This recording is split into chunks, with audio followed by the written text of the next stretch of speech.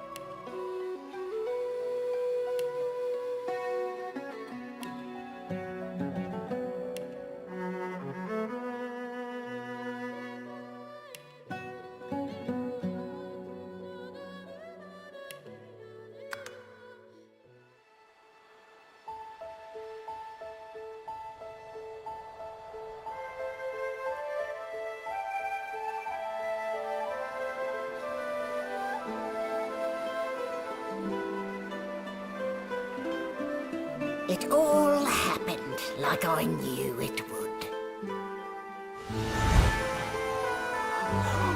A single drop of source magic. And, like flies to honey, the monsters swarmed. The rebel panicked. The carnage began. And the Magisters pointed their fingers at me. Just as I'd planned. I was shackled and collared and sent to Fort Joy.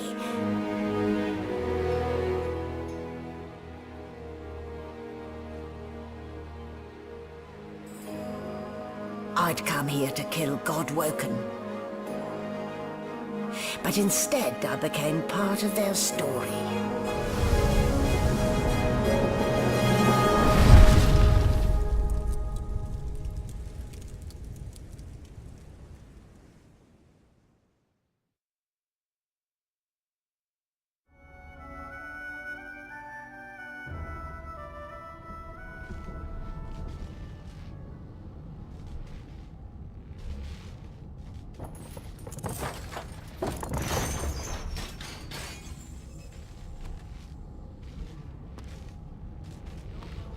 So it wasn't a dream after all.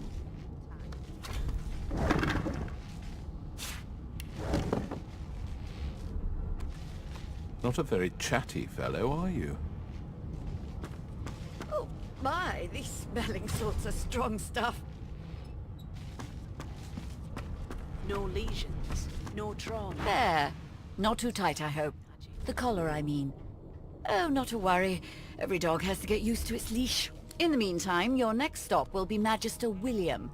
All passengers have to be registered in the ship's manifest, and he's the chap in charge of the logs. You'll find him on the other side of this deck, in the officers' quarters. No trauma. He was bled by magic. Oh dear. I'm afraid you're a long way from home, my lord. A long way from the little bells that make footmen come a-running.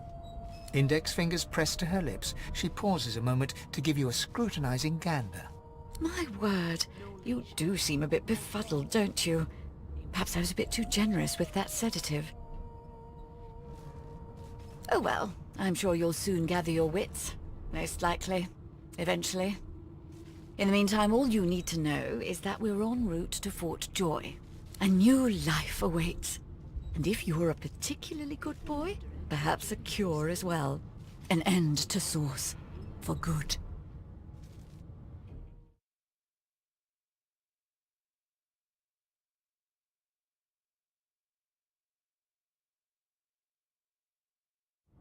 Why, for my peace of mind, of course. Why don't you try casting one of those source spells of yours? See what happens. I'll need to write to headquarters right away. Currents of magic surge inside you, boiling, bursting, then breaking, only to fade back into your soul like rain into the earth. My, look at the concentration on your face. or will, but no result. There you have it, see? The collar's function. It neuters you, of sorts. Makes you unable to cast Source. For your own peace of mind, of course. Yours and the whole world's.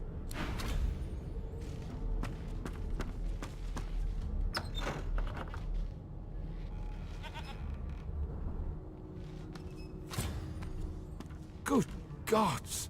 There's been a murder. Behind the Magister, a bloodied mass lies in a heap. Gore and limbs lie at odd angles.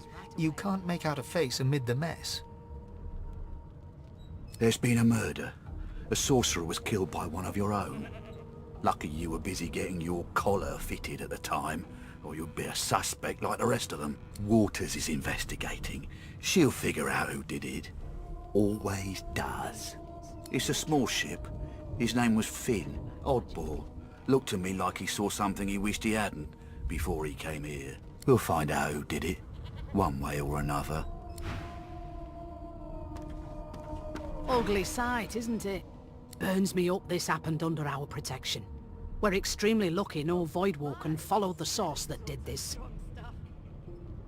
Finn didn't see it like that. He was desperate for us to help him. Two things scared the living daylights out of him. His own shadow and his own saw. We'll find out who did. She looks up at you with a mirthless... I was on duty in your room when the murder happened. You were asleep the whole time. Didn't even stir. You're one of the only indisputably innocent people on the ship. Unless you can commit murder in your sleep, of course. Figured as much. Listen, I could use someone to keep their ears open among the passengers. Sometimes they clam up in front of a uniform. Bring me a good lead, and I'll throw in a shiny gold coin for you. How about that?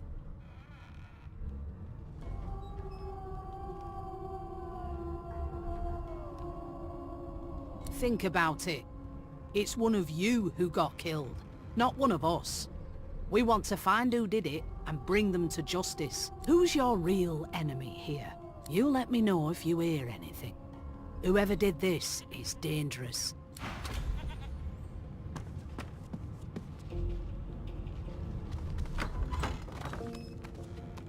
No marks, no indications of a struggle.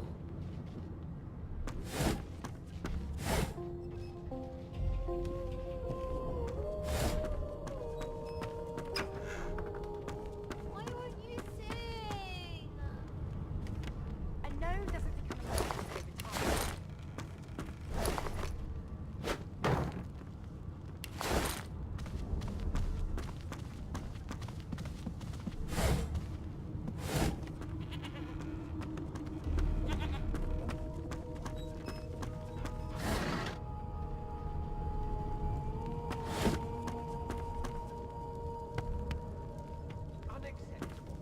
I've never dined on anything less than a dozen horses. Do you know Losa? She's a really good singer. I'm better though. Listen. La la la la la. Ah, there you are. Husband. Would you please tell this very charming gaggle of not-at-all brat-like babes that I am by no accounts this Losa woman, nor do I sing, in fact. I'm deathly allergical. How very correct you are, spouse of mine. Madame Josephine Gribbles de Peeb refuses to be confused with anyone else. What? What's so funny? Her pinched face cracks into a great grin, and she shoos the children away from her with a laugh. Yeah, okay, you found me out. Go on and git, and maybe I'll sing you something when I'm good and ready. She turns to you, dark-eyed and dirty-haired, and smiles flatly. Gotta keep ourselves entertained, haven't we? You'd presume right.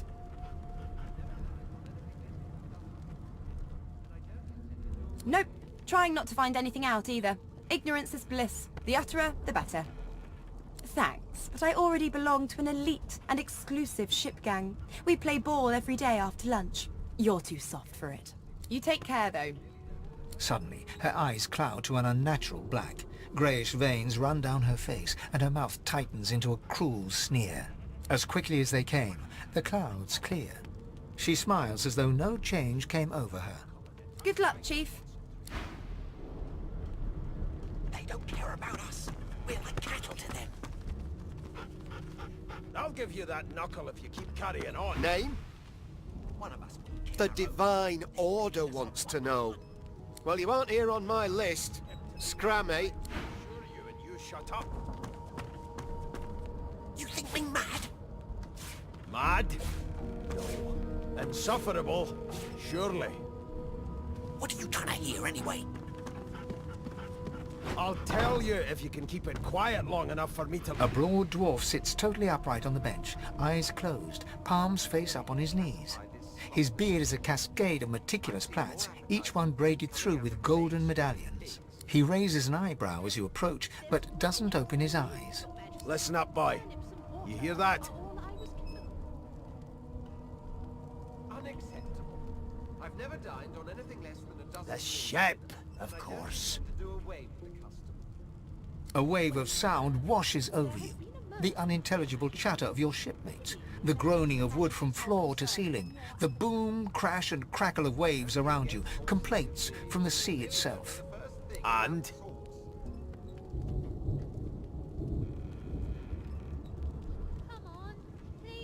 Sick as a leper's cat. From the state of it, I'd say she's being cared for by a bunch of beardless babes who never loved anyone but their own mums. But there's more. Listen close. How dare you classify this slop as food? There now, just like that. Things coming out of plague-stricken pigs. Aha! His eyes snap open as his countenance breaks into an expression of joy. One great paw claps you on the back. The other catches you before you lose your footing. There. You heard it, didn't you? I knew it. I knew it. Aye, this is good news, boy. Good news. No, you beautiful idiot. That wasn't any rat. It was the wheel. Squeaks whenever the helmsman jerks it clockwise, which means we're heading east. Burn my beard. That means if we've been travelling for... Yes, only 10.34 nautical miles to Fort Joy. Ah, so you've eyes as well as ears, eh? You'll go far, mate. Even here. Your kind always hung close. No indeed, boy.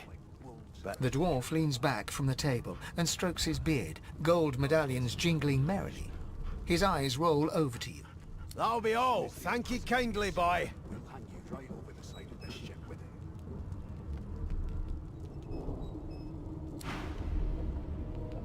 Please, please, please.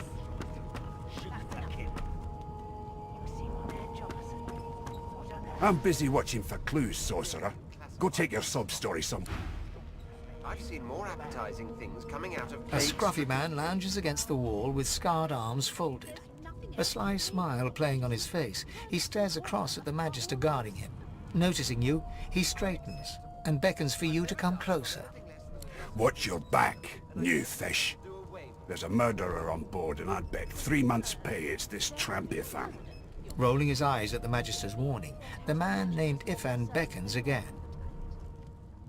Don't you get saucy with me when you clearly don't know the He leans in and adjusts your collar with a sharp tug, balancing its weight so it no longer presses unpleasantly on your neck. He winks. Pinches less that way, right? Hocking a phlegmy gobbet in your general direction, the sullen Magister settles back to his task of glowering at Ifan. And now, you. We used to know each other, more's the pity. I was his commander many, many, many moons ago. Isn't that right, Vic? Standing far back from Ifan, the tight-faced Magister draws one finger across his throat in an elaborate fashion, but says nothing. Ifan grins, flashing pointed white. Same as he was at 14 years old. Only difference is somebody gave him a bigger sword and now he's Johnny Big Pants. Long story. Maybe I'll tell you about it in the Joy. Away from interested parties. No. The dead man, Finn, is it? I'd no business with him. And I wouldn't put a man down without good reason. He glances over at Magister Victor, who's staring back at him with pointed intensity.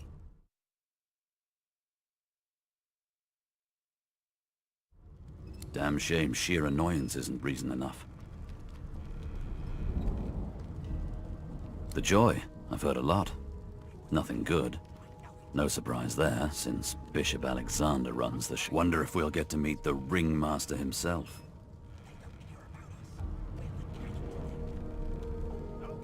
Easy now. I might think the same, but Vic here will blow a blood vessel if he hears you talking like that. What are you conspiring about over there? You, Lizard, what's your name? Oh, don't mind him. Vic's just got a bee in his bonnet. And that bee is me. Name? Magister Victor looks at you suspiciously, then scrawls something illegible down in a tiny notebook.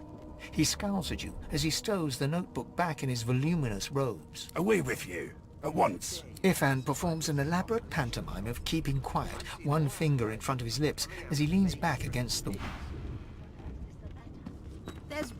There's nothing else I can make, Your Majesty. Turnips and water are all I was given. Unacceptable. I've never dined on anything less than a dozen-course dinner, and I don't intend to do away with the custom. Well, there has been a murder, Your Majesty. Maybe that has... Forgive me, kin. Meanwhile, the Magisters feast... Never Well, thought you'd end up what have we here? A fresh face in this stale hell. The lizard looks you up and down, like a farmer would a fetching horse. All of a sudden, he grips you firmly by the chin, with the intent of inspecting your teeth. We've got this wolf on a leash now. As soon as the Inquisitor gets here, we'll hand you right over the side of this ship. There's some discoloration, but I've seen worse. After all, one can't expect to find prime merchandise on a squalid little ship like this. Now then, to business. You will answer me 3 questions. The first one is this. Can you cook? Goodness gracious me, what a bore. Off with you. Quite clearly, you wouldn't have done at all. Shoo. Till overboiling a bit of cabbage becomes a crime, I shall hold my head steady. The elf is reading a volume of Cranley Hubert's famous encyclopedia. He looks up, his big round eyes scanning your body, absorbing every detail. He reaches out, flicks a finger against one of your scales, and rubs his chin. Fascinating. He sits back and returns to his book, flicking quickly from page to page, completely oblivious to your presence. I've never dined on anything less than a dozen-course dinner. What purpose did that serve? Was that a greeting? Was it... Oh dear. I seem to have crossed some cultural taboo. How... difficult. You have my apologies, Lizard. Perhaps I should demand the same from those red-cloaked humans. They laid their hands on me more than once. Ah, yes. The niceties. My name is Fane. I am a scholar from... Well, I am a seeker of knowledge. That is enough. It is pleasurable to meet you. Is there? Wherever do you keep it? Certainly not in your books. I have been reading this one for several minutes, and I have yet to find a single insight into the mysteries of the universe. It is simultaneously too detailed and insufficient. I know the beginning of this tale and the end, but I am rather missing the middle. Tell me, what do you know of our world's history? Oh, please. I have no interest in that. Your books are too full of it already. No, I want to know about the Celestial. I want to know about your gods. This text tells me that they created all creatures, but nothing of what came before. Where did these gods come from? Who are their people? Where are the others of their kind? Of course you don't have any useful information. Why did I expect anything else? Now please, run along. I have a world to decipher. No amount of pestering will get the elf to take his eyes off his book or respond to your questions. It's a register, sir. Good, good. Magister Williams is just about done with the last passenger. You faring okay so far?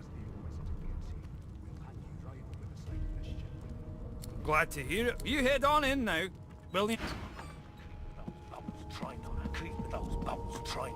And if she... Standing at the center of the room, you spot a sorcerer haughtily eyeing a pair of nervous-looking magisters. They keep their crossbow trained upon her as she's being interrogated by an officer. So you admit it then? You murdered that poor fella. Yes, I did. But of course, that was only the beginning. She turns her head and looks you straight in the eye. There are others whose lives must end. Good God, the woman's mad. You there, sorcerer, go and fetch Magister Siwan. We need to do more than collar this maniac. We need to shackle her, hands and feet.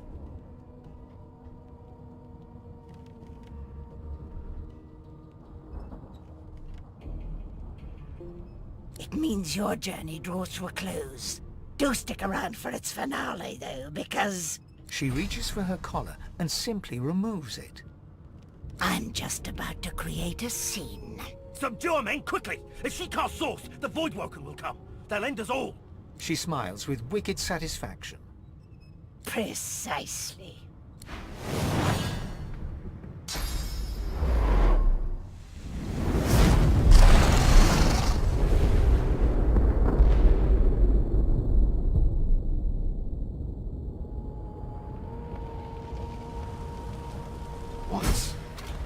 What's happened?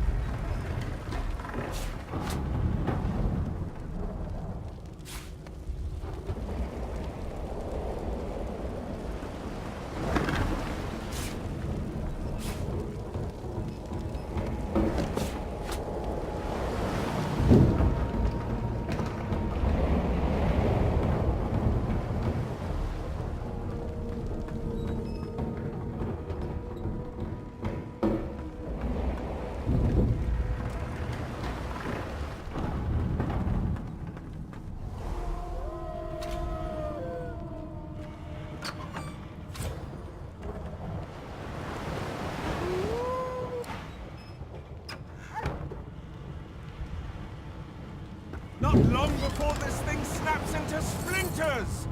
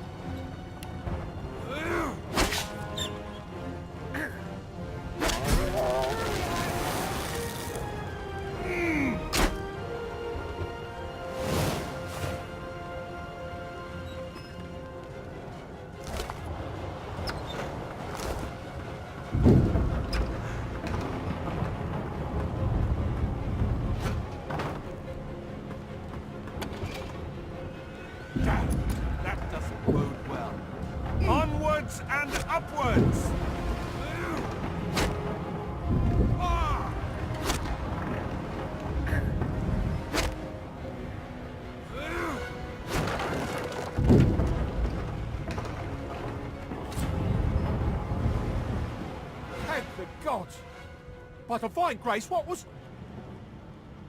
He eyes the collar circling your neck and reaches a hand towards his blade.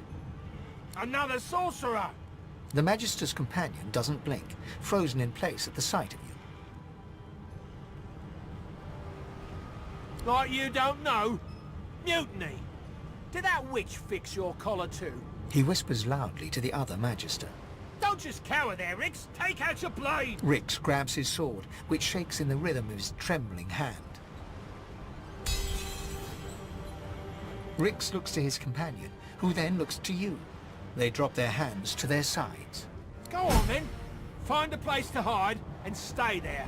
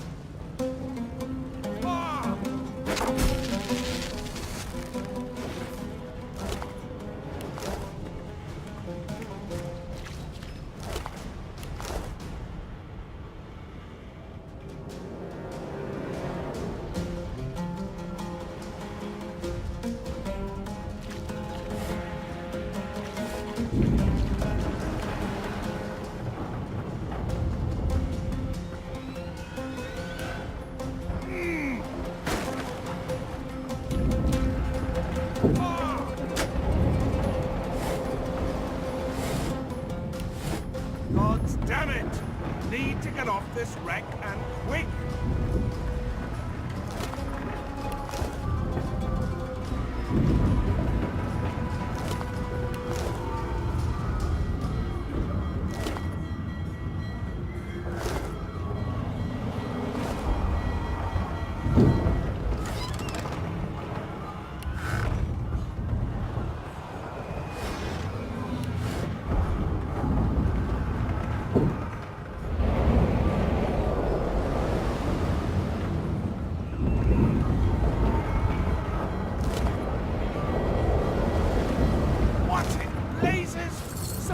Pounding on the hull!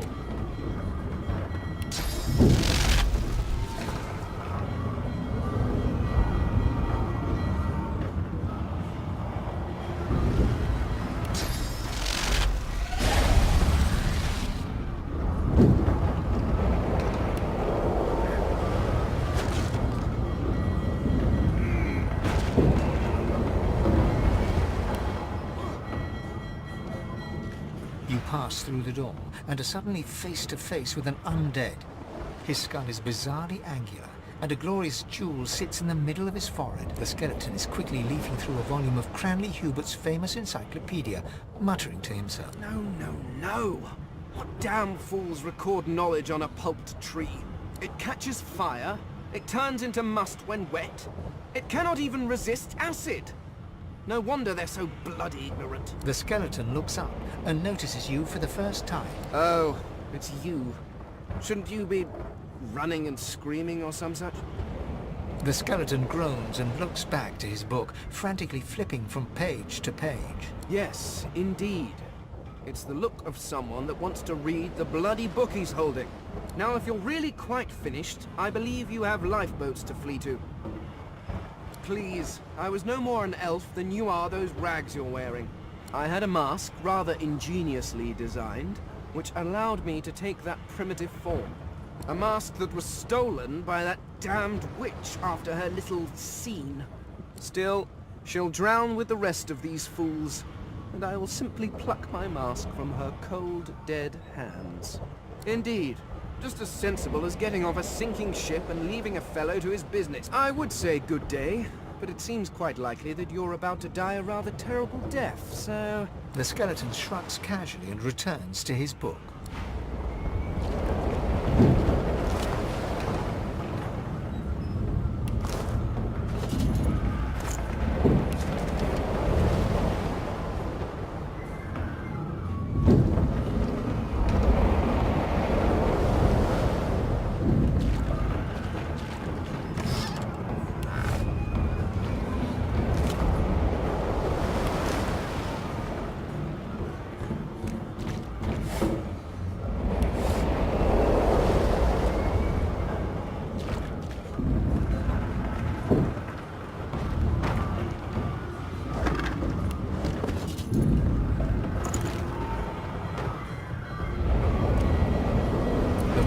Door was painted recently, judging from its pungent scent. You recognize the symbol immediately for what it is, a warning of death fog within. You press your palm against the door to open it. The wood feels neither cold nor warm, but simply grey.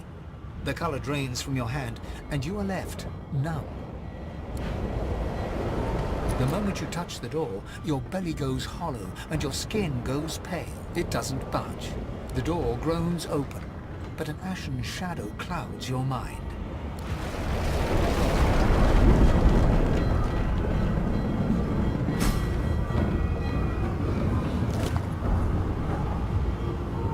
Death fog! I need to get out of here! Now!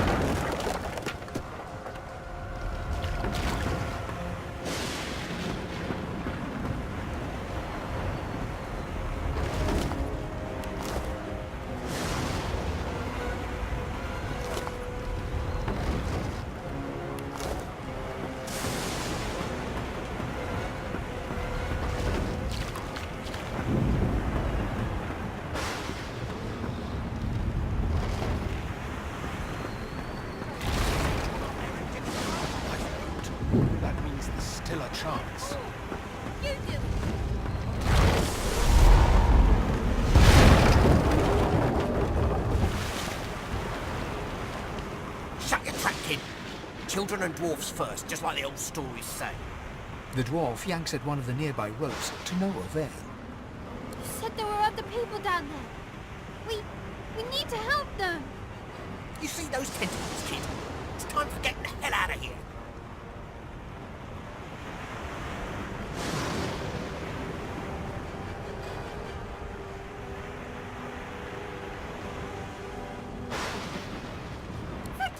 Thank you! There's a ladder right over there. You can go straight down. You're gonna be the death of us, you hear? Had to open your big mouth to you.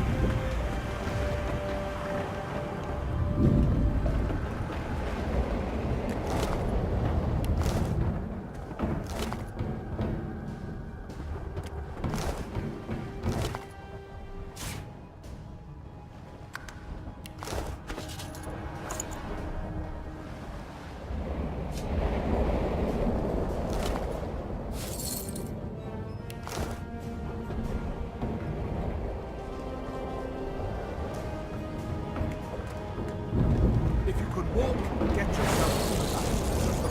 Wait! Void Woken!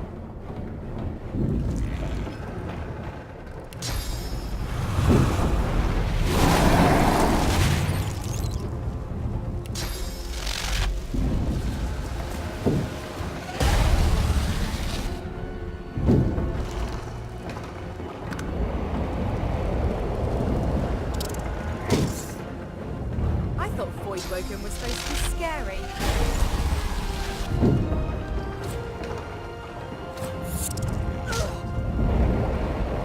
I've faced worse.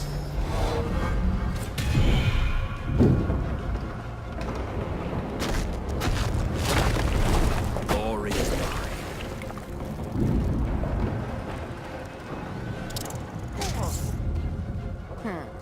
Let the games begin.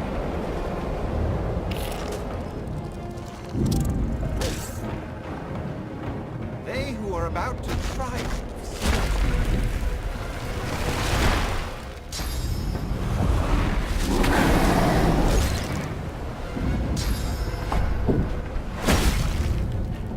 These beardless bugs won't sink the ship on my watch.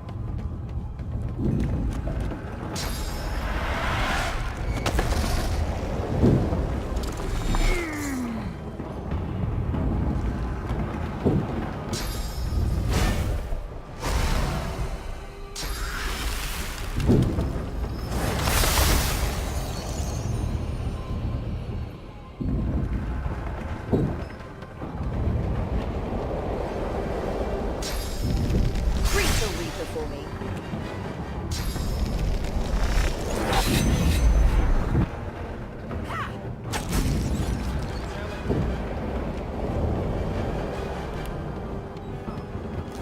Away.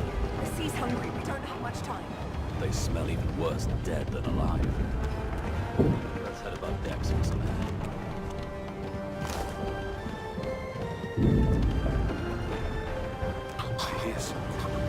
She tries to speak, but can only gape as she clutches her neck, trying to stem the bleeding of a gushing wound. With jagged movements, she raises her clenched fist and holds out a length of cloth soaked with some kind of strong-smelling tincture. Blood quickly soaks through the cloth. Magister Siwan's mouth opens and closes, her eyes wide in terror.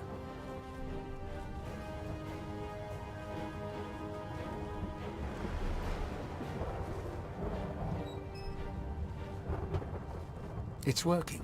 The pressure is stemming the flow of blood. Siwan clutches your arm, her eyes locked with yours. Something within the ship snaps. The floorboards shudder. Siwan struggles to her feet, clinging to you tightly. The ship lets out a deep groan, then crack.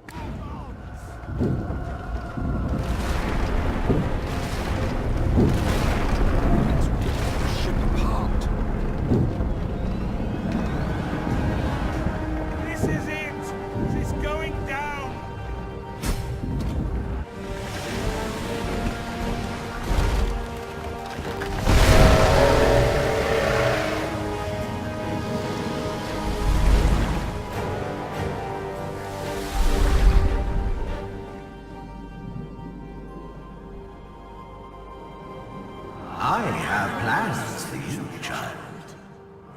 Rise!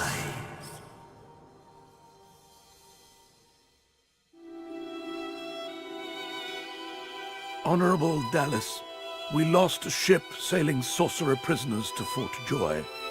We assume some escaped and broke their collars. Their vile magic lured the Voidwoken.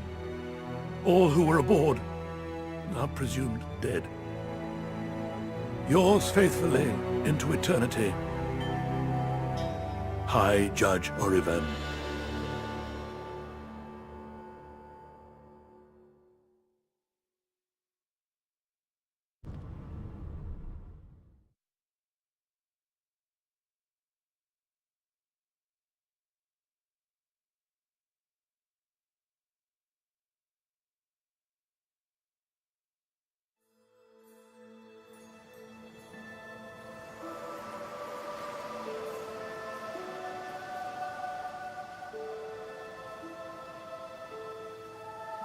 Those Voidwoken made short bloody work of the ship.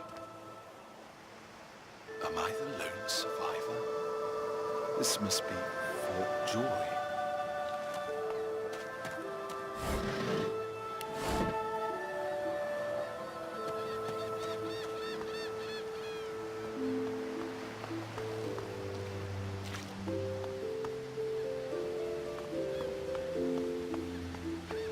The child has a small mirror in his hands. He holds it up at angles, inspecting his eyes, his chin, the crown of his head. He spots you, and his arms snap to his sides. I'm not supposed to talk to lizards. Really? Like, what kind of stories?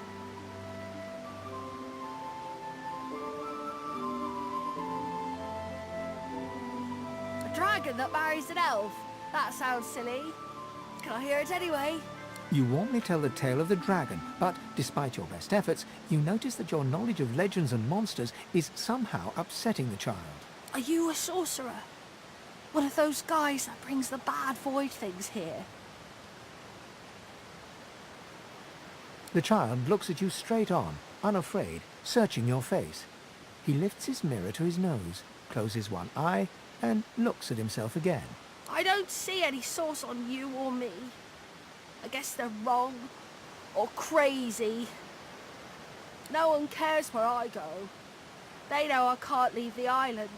It's nicer out here than inside anyway. They're gone now. Their Magisters took them already. I guess now they're cured. And maybe they're waiting for me back at home. But you didn't die.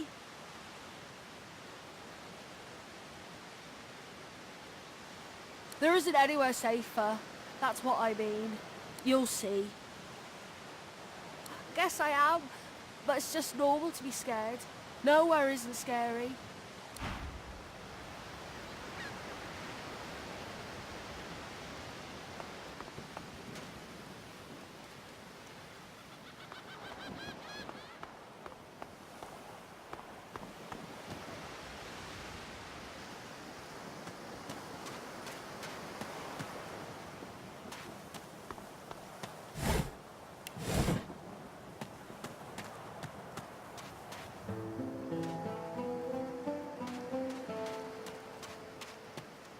Voidwoken. Those are the same beasts that sank our ship. Damn, they made it to shore.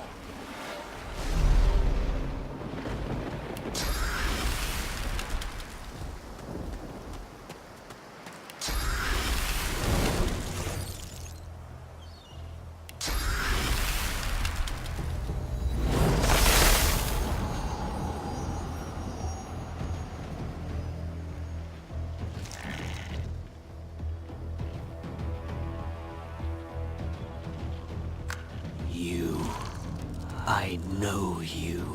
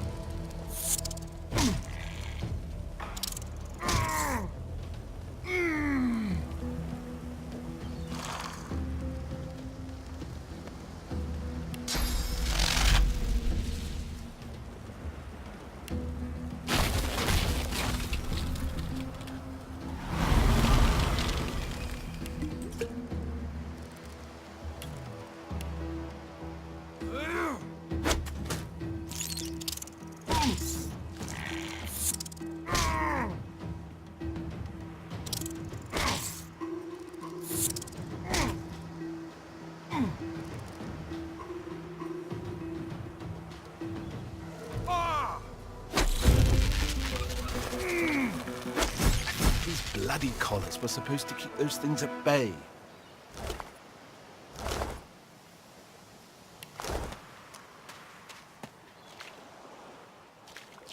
Drowned and eaten by a void-woken. I wonder in which order.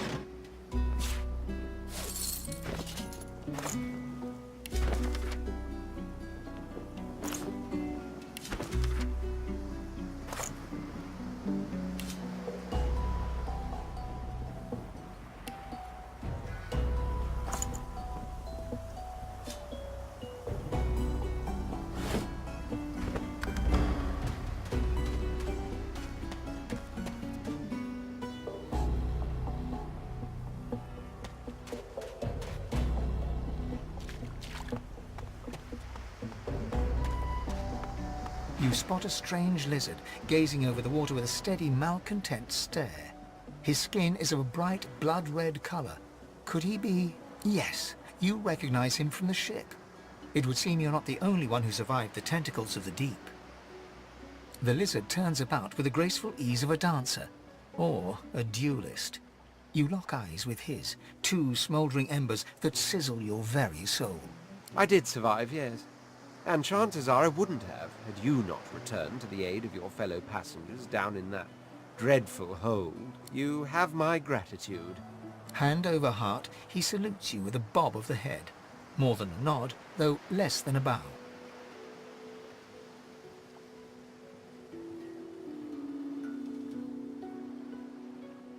Yes, I'm sure you've all the makings of a hero and all that, but let's not get carried away, shall we?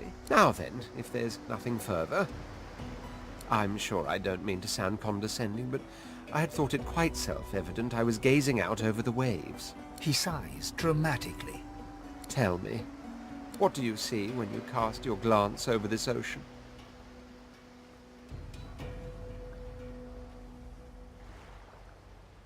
Memories. Quite so.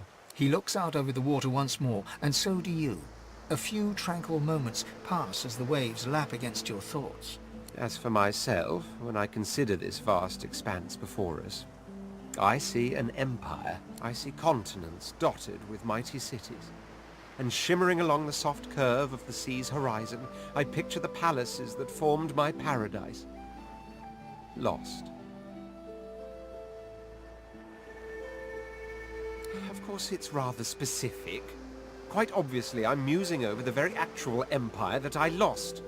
Suddenly, having all the air of being deeply offended, he stares at you with utter incredulity. Well, don't just stand there gawking like an ape at an abacus. Or do you really mean to tell me you don't know who I am?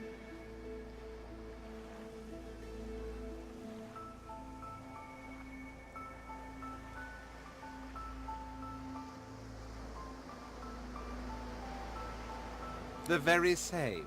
I am the Red Prince, the All-Conqueror, the World-Tamer, the Spouse of the Sun. Of course you know me. There's a brief moment's pause, during which his grandiloquent pose deflates ever so slightly. That said, I suppose I must own up to the fact that I find myself rather in between all-conquering and world-taming opportunities at the moment. The grandeur that is my fate has hit a bit of a snag.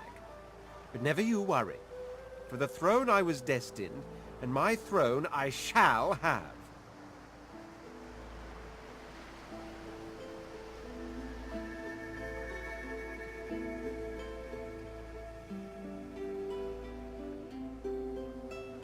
Truly. A kind offer indeed.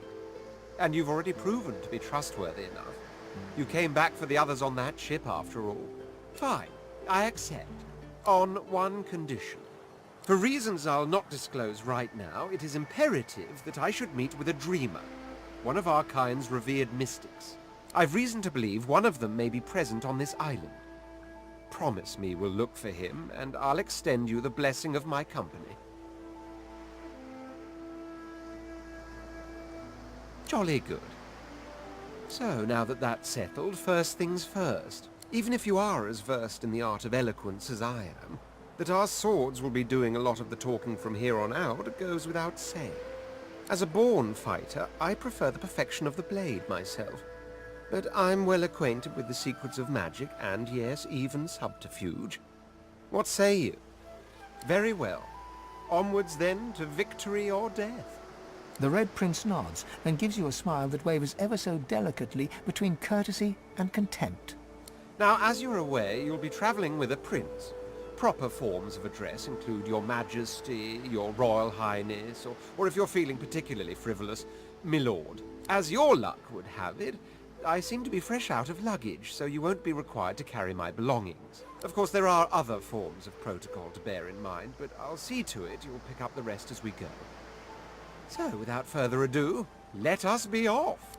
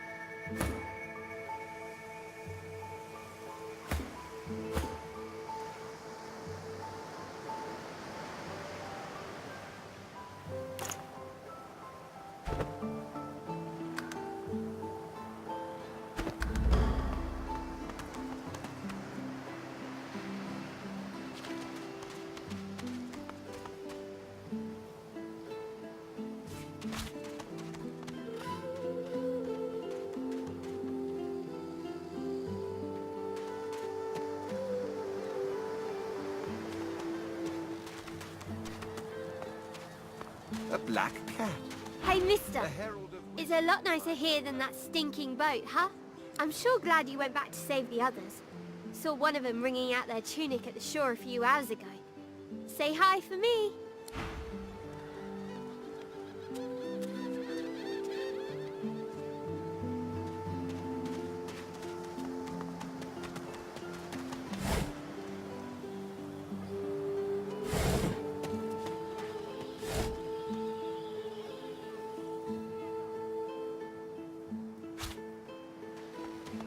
We already know the truth, Magister.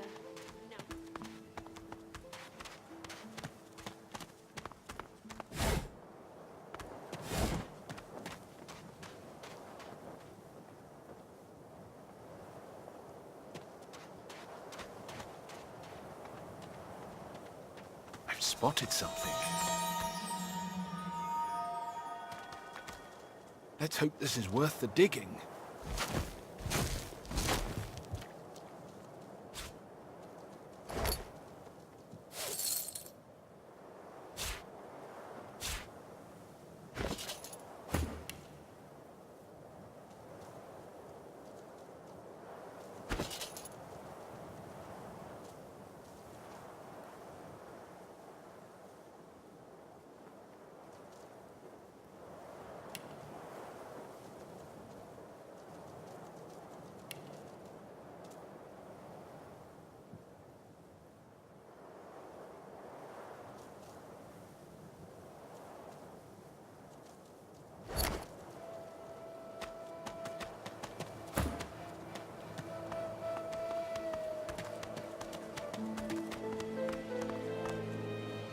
I wonder where this leads.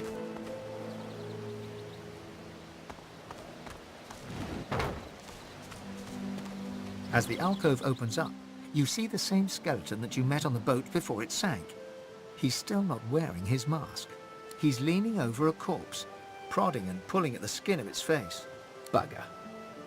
How on earth am I supposed to... Oh. Perhaps... Skeletal fingers reach down and grip the skin of the dead man's face, pulling sharply upwards. After a few more tugs at the man's cheeks, the skeleton relents, letting the head drop to the ground with a damp thud. Damnation! That stuck fast. I wonder, does the beard act as some form of anchor? Ah! No! Stay back! Don't... Oh, it's you. I must admit I'm surprised. Perhaps you're more buoyant than I suspected.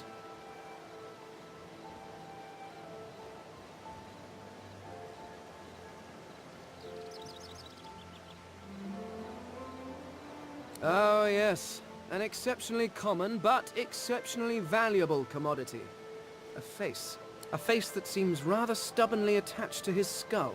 I would normally employ a tool to delicately but viciously rip the face from the body. I could then craft a mask to hide my bone. But as I lack such a tool... The skeleton grabs the corpse by the cheeks and pulls hard, grunting in frustration as the body's skin holds firm. Carved? Please. You hardly think I am one of your breed, do you? You have never seen anything like it because you have never met anyone like me. Simply put, I am an Eternal, and you are not. You have my sympathies. Indeed, no one seems to have the good taste to be. My people are rather absent, at least from this realm. As for the others, well, there is an excavation site at the Black Pit's oil fields.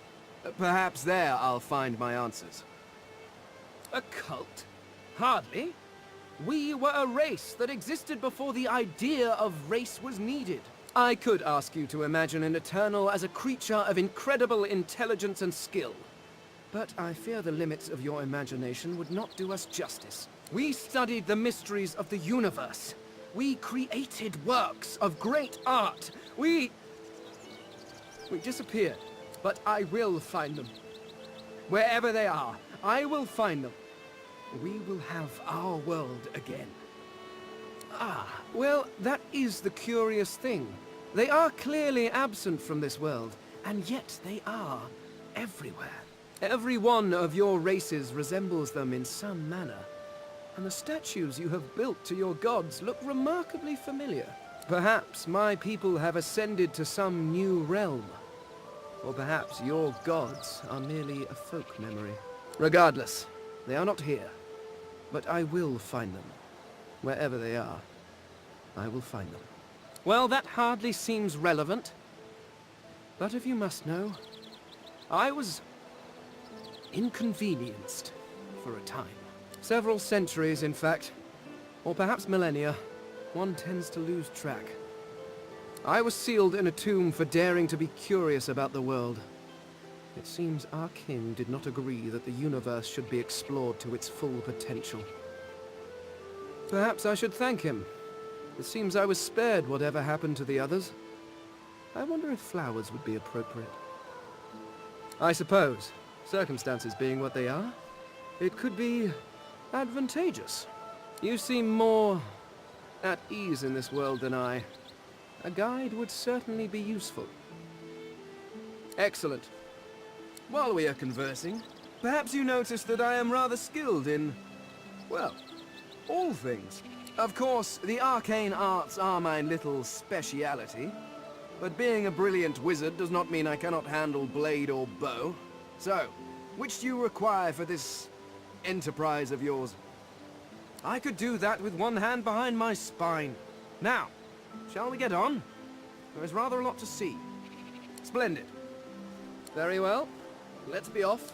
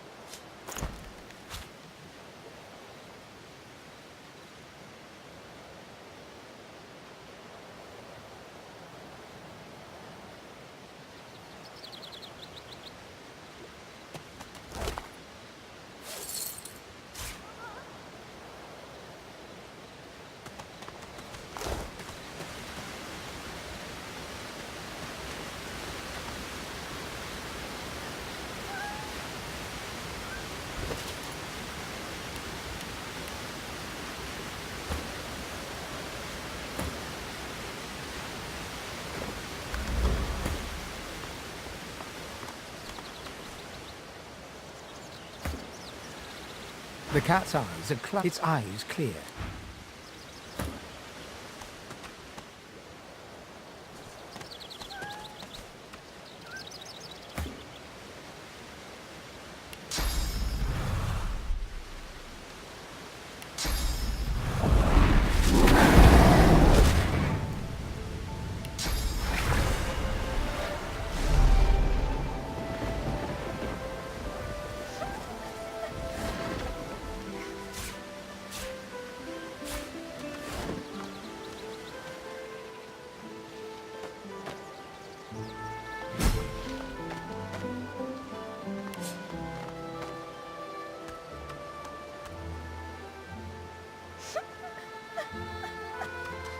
You hear a small whimpering sound from behind a basket.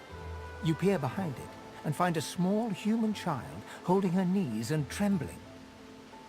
She looks up at you as if to answer, but recoils at the sight of you and buries her face in her knees once more. Because you're a master. Master sent us here. Me and Ma and Pa. She was not a nice lady.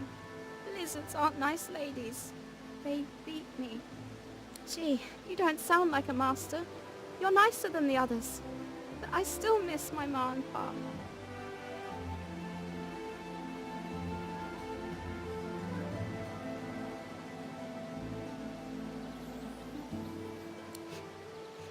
I'm trying. The child doesn't lift her.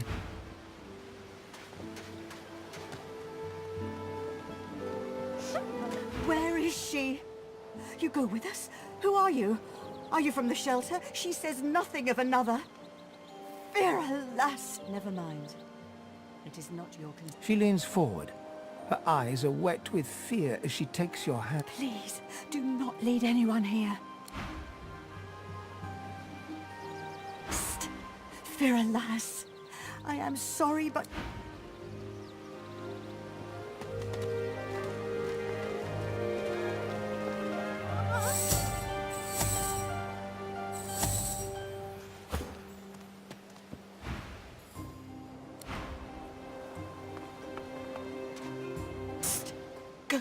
Get out! You're not welcome here. Go, man-pig!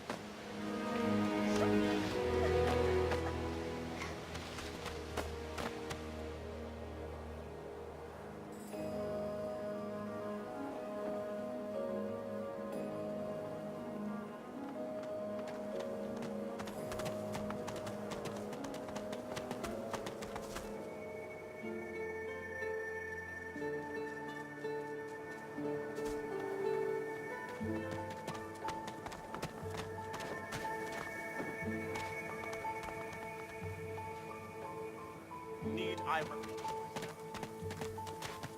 know nothing of any of this. We already know the truth, Magister. Now speak. Stay back, sorcerer, and stay silent. Our Godwoken speaks. We know you've been helping sorcerers escape, Atusa. We have proof. I'd sooner cut my tongue out than lie to you, Alexander. I know nothing of any escapees. If you can tell the Godwoken no more, your tongue is of no use. Cut it out. This can't be serious, Alexander. Come! You should know by now to obey your superior, Magister, whatever she may ask.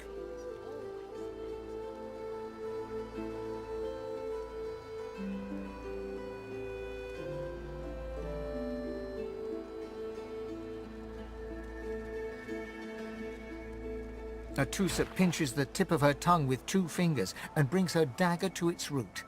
Her eyes squeeze shut. Drops of blood form against the dagger's edge and quickly fall to the ground. She groans. Stop! My father, may his soul rest in peace, would be disappointed in you, Atusa. To think you would lie to his only son, your bishop, and your friend these many years. The fate of our realm hangs in the balance. If you will not help us save it, then you will help the Void destroy it. Dallas?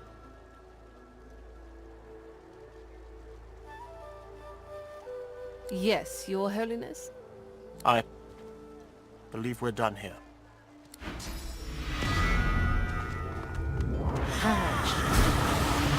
Hatch now. What a waste. Come, we'll be needed elsewhere. The lizard Magister, or what's left of her, lies in a puddle of gore. She was a lizard, yet a magister. No matter her reasons, her penalty was fair. These creatures are so prone to violence. Naturally, the weaker specimens suffer.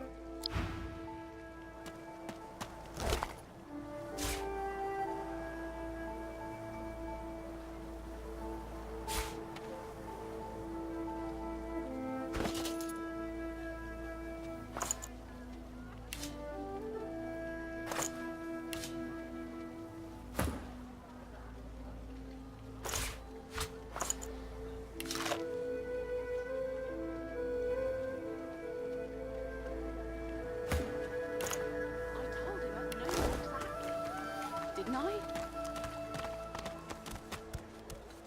Hello? You gonna pray all day, buddy? Come on then, Lexi. Pay up. I find I need bread. I want no trouble. Where's the oil? As you approach the blacksmith, you feel a bony hand on your arm. Fane leans in and whispers in your ear. If it would be acceptable, I have an inquiry for this human. It is of a personal nature. And if it would not be acceptable, well, that would render this entire conversation rather awkward. Fane approaches the blacksmith and quietly speaks to her. You can't overhear much, but he seems to be gesturing towards her head an awful lot. Fane's words are quiet, but you hear the blacksmith repeat, "Face Ripper," in shock. She slowly starts to back away. What is it with creeps like you and Master Niles? I told him to slither back to his dungeon, and you can get too, freak! Fane backs away, scratching his head. It seems that didn't go as he'd expected. He is lost in thought, though. She must have said something he found interesting. Is it not enough that you travel with me? Go on then, bark away. Let's see if we can find any method in it. Amidst a crowd of screws, bolts and scraps of metal, the woman is manipulating a glove-like contraption fitted with 5 long metal skewers. She doesn't look up as you approach. And what you after? A grin cracks her stony face. Sure thing. I will not. Is that indigestion, or is it... Oh God, not now.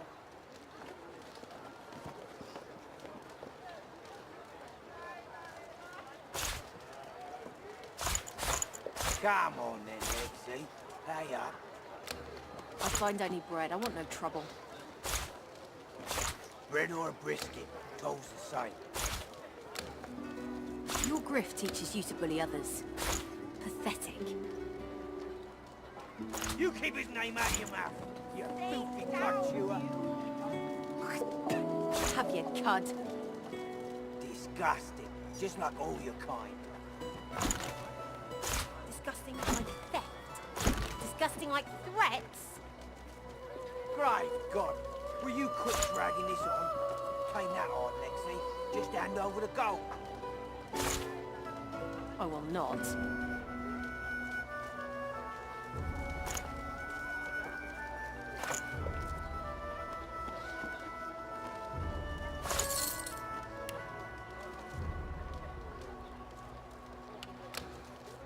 Come on then, Lexi.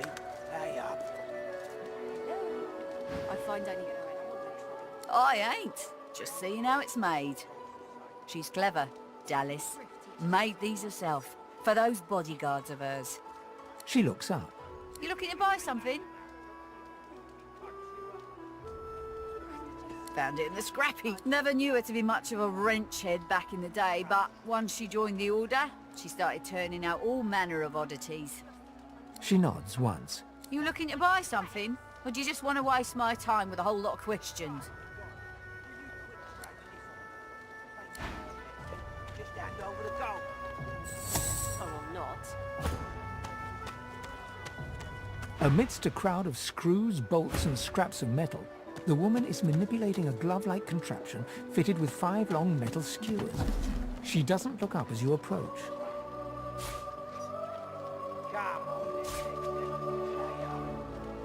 I find I need bread. I want no trouble. Bread or brisket, both the same. Your grift teaches you to bully others. Pathetic. You keep his name out of your mouth, you filthy cunt chewer. Have you cunt? Disgusting, just like all your kind. Disgusting like a theft. Disgusting like threats. Great God, will you quit, Brad?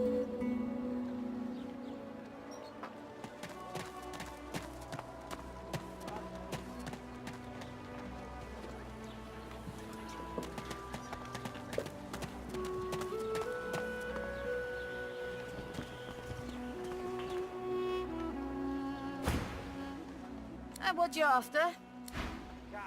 It's bolted on there tight, ain't it?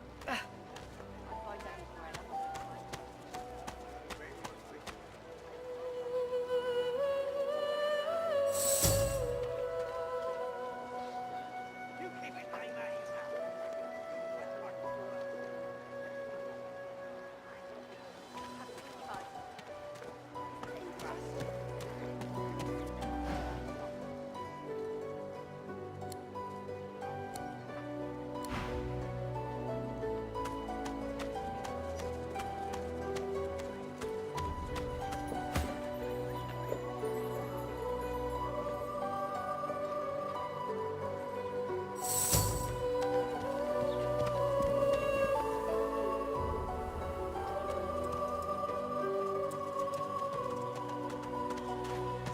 Spirit to fight the Reaper.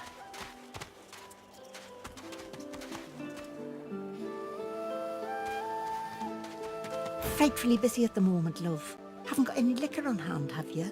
This fella could use a little comfort.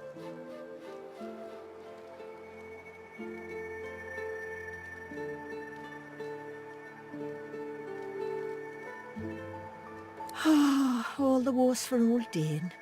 He crossed one of Griff's card sharks and got a club to the skull. Doomed to be sure, but I would have liked to ease his way.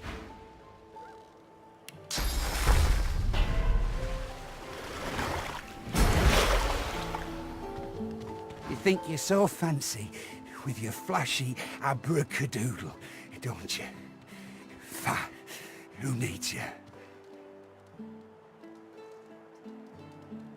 Ah, I caught a blow too many from those card-playing fatheads up on the ramparts. I got myself a golden ticket and didn't even get the chance to use it. Why don't you take it? If they offer you a round of cards, this one guarantees you a win. It's called the Sparkler. Whoever's got it gets the pot. Filched it from that hog Griff himself. Careful though. If you ain't as skilled a fighter as me, you'll end up on Dr. Lest's table with the rest of the lilies. I never thought I'd see old Dane up and fit as a fox again. Haven't seen a man closer to the hole in all my days. A right miracle it is. Maybe I ought to study a bit of magic myself. Once I'm out of here, that is.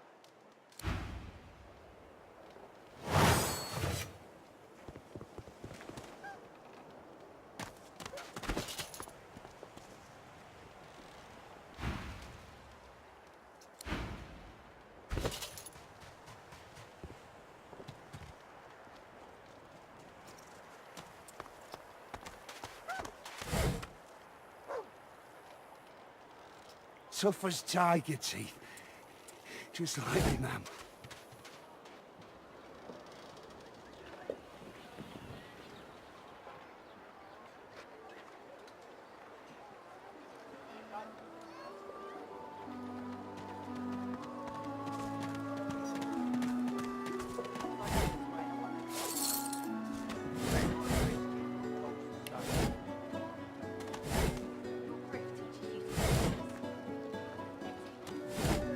You keep his name out of your mouth, you filthy cunt chewer. Have you, cud? You! Help me teach this beast. He must respect. If not, he comes for you next. Respect? Huh. Someone's got to keep this place running. Griff can't do it for free. Why'd you gotta make this so hard? An intense-looking man steps between the thug and the elf and rolls up his sleeves, revealing well-muscled and heavily scarred arms. You recognize him. It's Ifan, who you met aboard the ship on the way here. Just stand aside, won't you, mate? This is no business of yours. Lone wolves decide their own business. The thug freezes in fear for a moment, before shuffling back to the protection of his crony. Pay up, elf. No one shorts Griff. Especially not one of you. Runs the kitchen.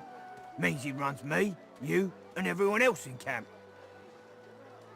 Burrow looks you both up and down, sizing up your combined threat.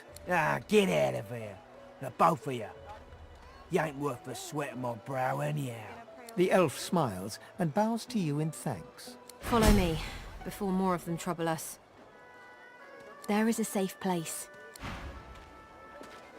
You're kinda getting too big for your boots, you know? Bloody cavies. Ought to keep out of our hair if you don't want to pay for the pleasure. Your kind. And the dwarves and elves besides. Those of you that see the whole realm eaten up by the void woke before you change your ways. Hello? You gonna pray all day, buddy? Ifan rolls his sleeves back down. He nods at you, the shadow of a smile on his lips. Good work there. Good work. I can tell you've got chops. Say, you were on the ship here with me, weren't you? He stretches out one rough hand to shake yours. He grips your hand tight as a vice and shakes it, hard. Say, you don't look all that busy now that we're safely on dry land. I could use someone to watch my back, and it looks like you could use someone to watch yours. I've just got a small errand to run, and then I'll be looking to get the hell out of here while I've still got a neck to collar. How about everyone needs to make a living? I make mine running errands. That's the truth. For me, for you, for everyone in this place. Why not help each other get out of here? The usual way. Haphazard, terrifying, and drenched in blood. Haven't quite worked out the details yet, but I'll wager it'll be no worse than what'll happen if we stay put.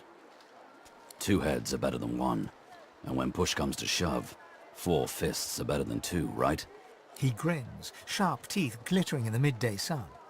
So, before we hit the road, it's best if we decide battle strategies up front. Should keep more of our blood in. Survival's my main priority. I'll use every trick in the book to keep us alive. But if a wayfarer's not what you're after, I've got other skills. Can do. Onwards. He scans the horizon for threats with one green eye, then nods back at you. Right you are. Lead the way.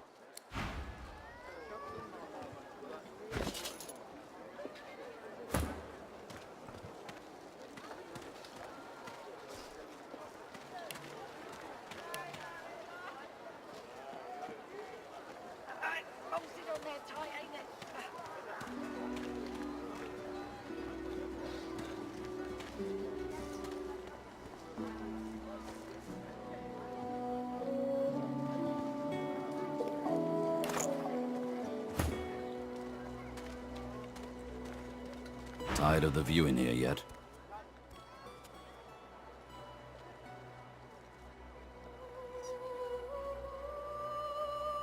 Are you certain you want to dismiss? His eyebrows shoot up. Can't say I'm not sorry to see you. Good luck out there. Not now.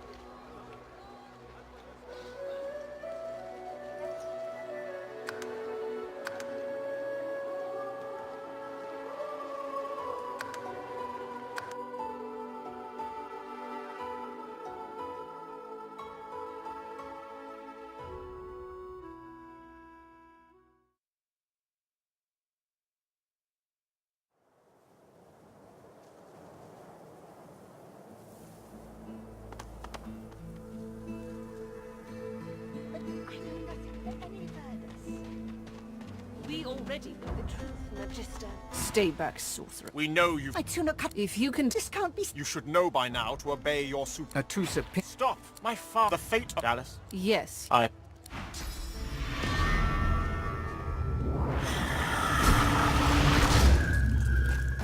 What a waste. Come, we'll be needed elsewhere. The Lizard Magister, or what? She was a lizard. These creatures are so...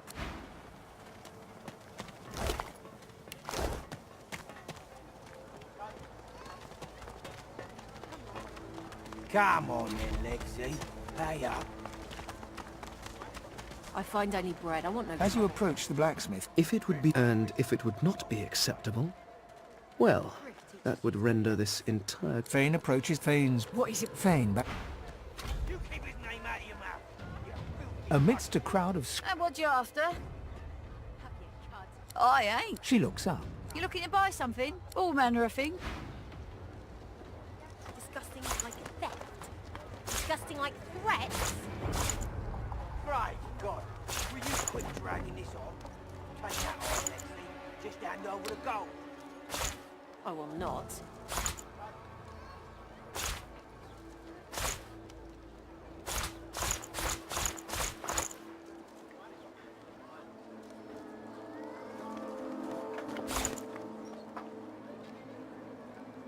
Come on then, Lexi. Pay up. I find I need bread. I want no trouble. Bread or a brisket. All the same. Your grift teaches you to bully others. Pathetic. You keep his name out of your mouth. You filthy cunt, you Bolted on there tight, ain't it?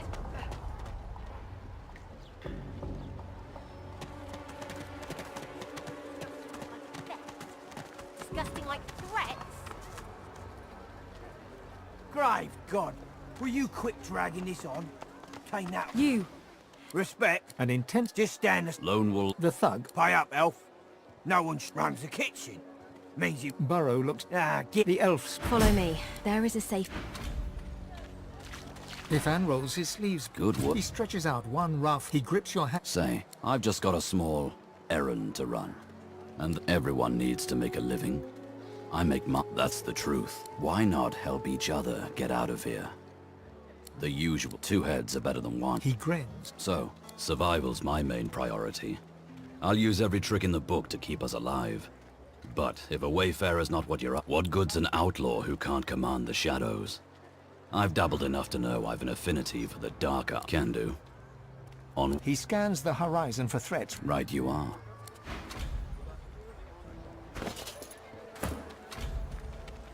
Oh, I don't feel so good.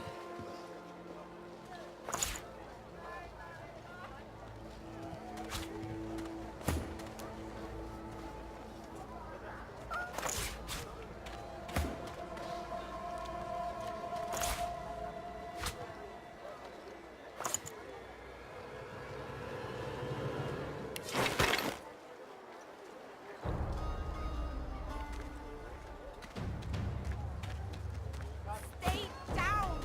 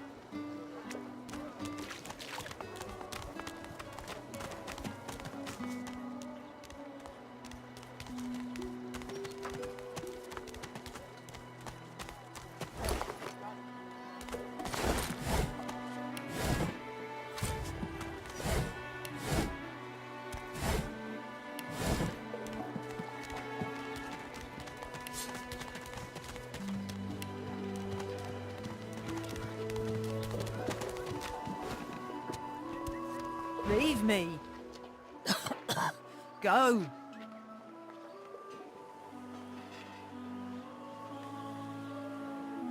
The woman watches you leave through rheumy eyes and nods to herself.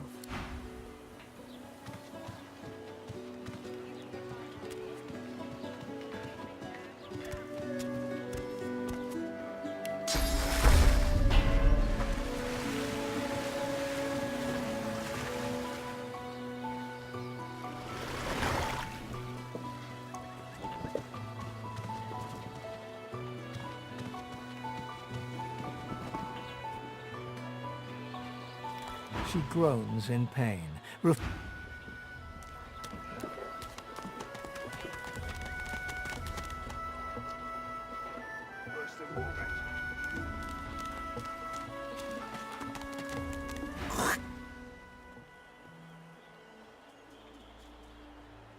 Swaggering scaly.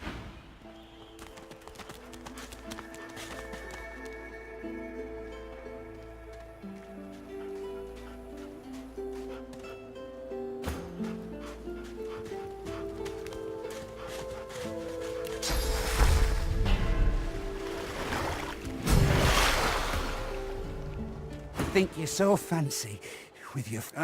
why did Griffin is like squad, now watch it. Oh, hey. I'm Buddy. It's no use anyway. You're nice. Emmy would have loved you. She was my mate for the last 7, carry the 2, plus 50. 5 years! The Magisters, they took her. I love you. Say, let me show you something.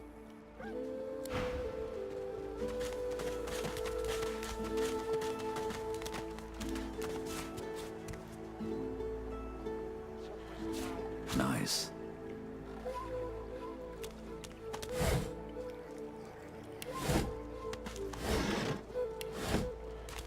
Oh, hey!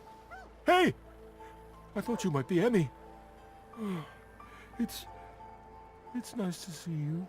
I think I love you. Key? What key? Oh, the key! The Magister who took Emmy dropped it when he was walking away. Did someone say Emmy? Oh, Emmy. If you find out where it leads, if you see Emmy, tell her I miss her. Not too far from here, but she was taken by a guy in a white robe who smelled horrible. Like lots and lots and lots and lots and lots and lots of dogs. And also a little like dead people. He dragged her into the big castle just there. I'm so worried about her. Suffers targety. Just like me, man.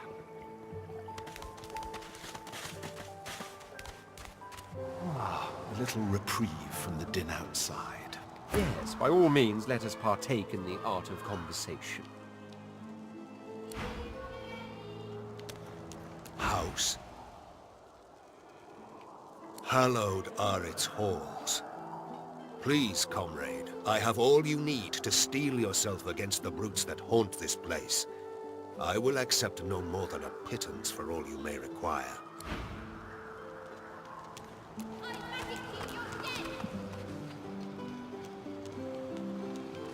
No one tells me there are so many children in this Fort Joy.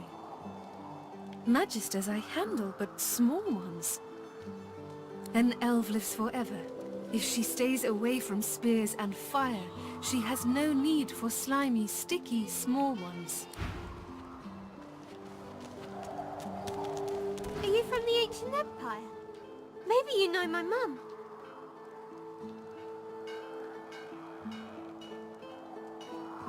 Helen. She served the bailiff of the House of Law. She died when the Voidwoken came. Suddenly, the child's face crinkles into a grimace.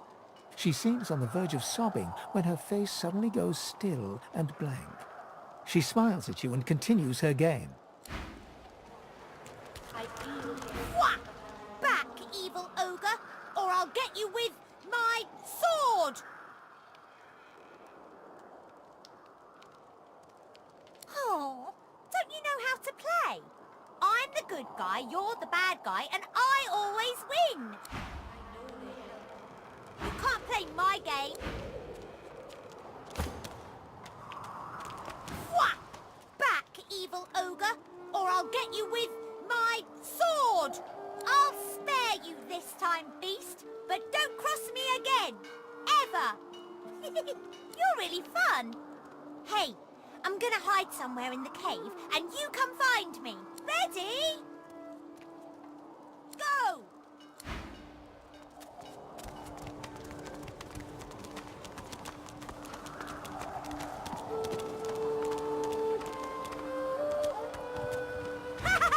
You found me! Okay, wait, let me hide again. Ready? Go!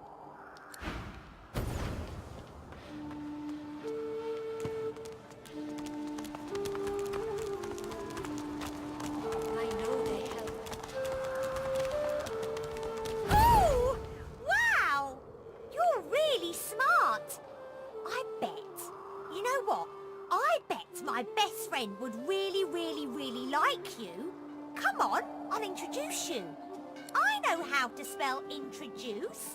It's I-N-T-R...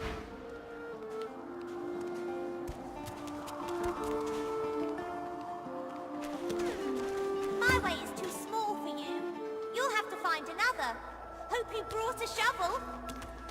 I've spotted something. Almost there.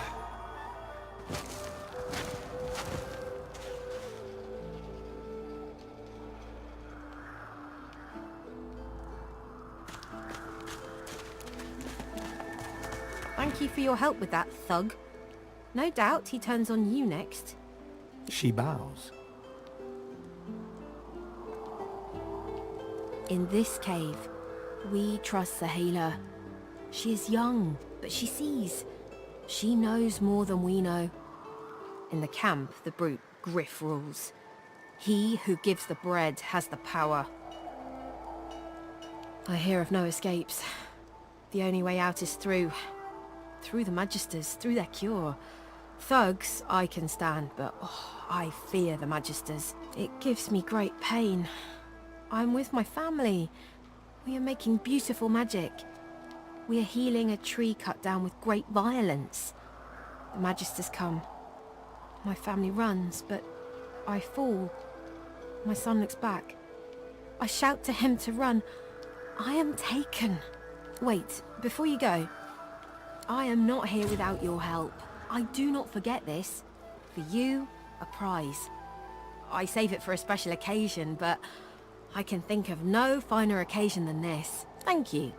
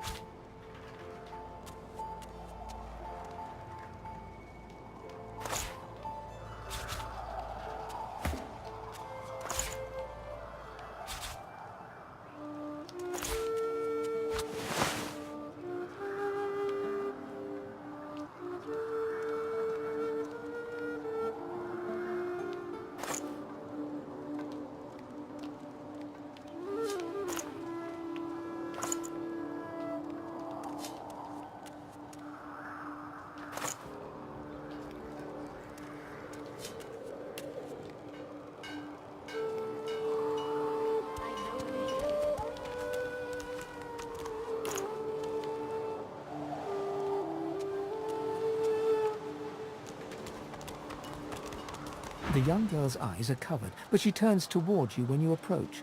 She smiles as though she recognizes you, though she couldn't have seen your face. Ah, hello. Quite the blood-soaked journey has led you here. You are not who you once were, and I sense you're not yet who you will be. I see it before my eyes.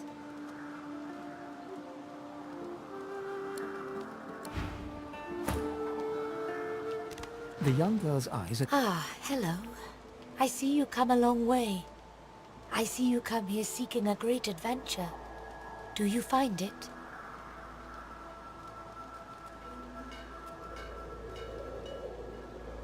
I see it before my eyes. It is not so bad. I know which days have bread and which days have none. I know more bread comes someday. It helps.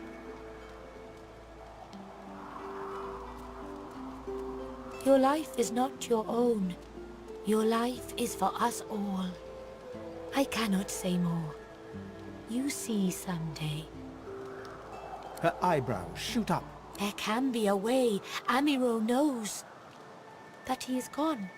Do you see him? He knows how to leave. My protector, my friend, an elf like me, with a spirit bright as he is caught by those who hurt him. I wish so much for his return. And he tells you what you seek. A way out. You bring me great peace. Thank you, my friend. I see something that helps. I see a lizard. He is a lizard of many dreams, of far feeling. You do not free Amiro without him. Yes, please ask. Oh, I do not cover my eyes. I cover the place they used to be. My home is far. Your language gives me some trouble. We elves... Time, for us, is now. There is not then and when. He is a very blind man. He sees things but not truth, not love or joy. I feel very sorry for him. You understand when you meet him after you escape. It is safer here. We make no trouble for Griff. He makes no trouble for us. I knew we must be here. I am not sure how much to explain. You are here, and so we are here.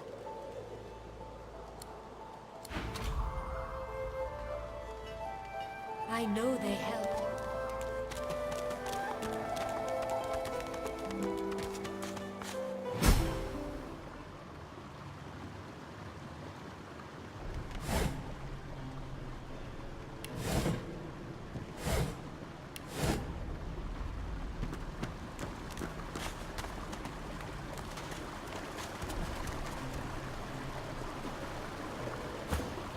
The cat's eyes are clouded and grey, but it's stared...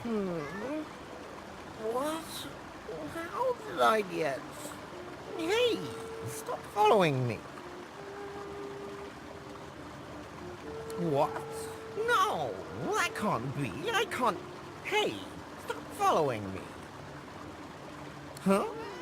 Yeah... Fine. I'm fine. I'm not sure. It's all a little foggy. The cat opens his mouth as if to speak, but his eyes lose focus.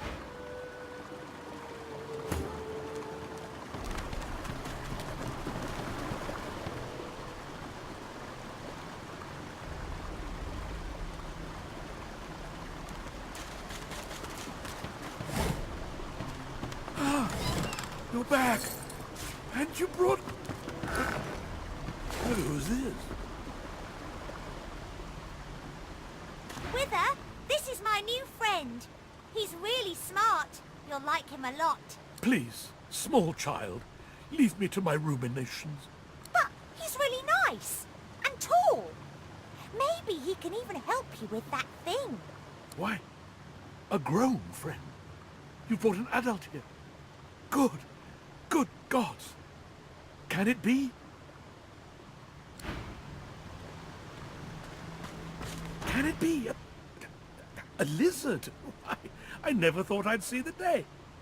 Do you understand me, sir? Oh, no, I dare say I ought to enunciate.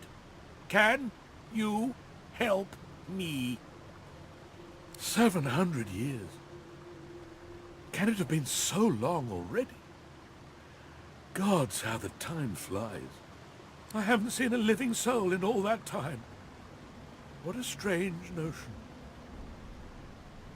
A child may technically be alive, but so is a potato, if you understand me. No, Morty cannot help with what I ask.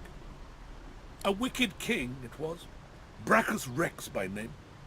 The Order of the Source Hunters discovered a great horror upon this prison isle, and I was sent to stop it. Yet my failure was absolute. I am not fit to bear the insignia of the Source Hunters any longer. Please, good sir, you must free me. Prise this spear from my chest, where it has been stuck fast for the last 1,000 years. Seize the spear. End this degradation. I beg you.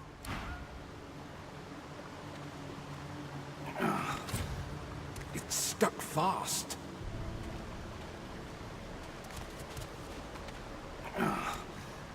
It's stuck fast. Good sir. You've set my body free. Free to crumble to dust at last. But my spell most terrible. I have heard of such magic, but have never known anyone so foul as to employ it. Brachus Rex. May maggots lace his entrails. After he interred me in this cell, he must have drawn my very soul away from me and stored it elsewhere in the fort. Thus he has bound me entirely to the mundane realm. But I know this place well. I could lead you to its likely location. In turn, you would find a path straight out of this fort. My freedom for yours. What say you? Marvelous, my friend. Marvelous. You'll first have to get inside the fort itself. There's a secret switch on a statue of the Seven in the courtyard. Surely you know it. The switch will open a hatch, and you'll be led into the prison's main floor. I suspect that within Brachus's phylactery room, you will find the container which ensnares my soul. He has likely disguised it well, but search there for another hidden switch. Brachus would have made me a supplicant, a slave to these walls. With your help, I'll die, at last, with dignity.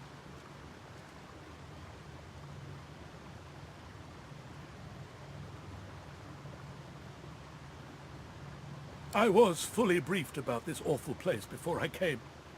My goal was to destroy the fiend who had been marshalling the world's most unwholesome weapons and magic into an army he intended to use against the realm. I never thought I would become one of his victims, and yet, here, Fort Joy is a dangerous place, my friend. Dangerous indeed. Brachus used this place to build an arsenal of terrible weaponry as yet unseen in our world. Here, he and his researchers crafted punishments and snares contrary to human dignity. Objects that could contain souls, wands that could purge the very essence from sorcerers.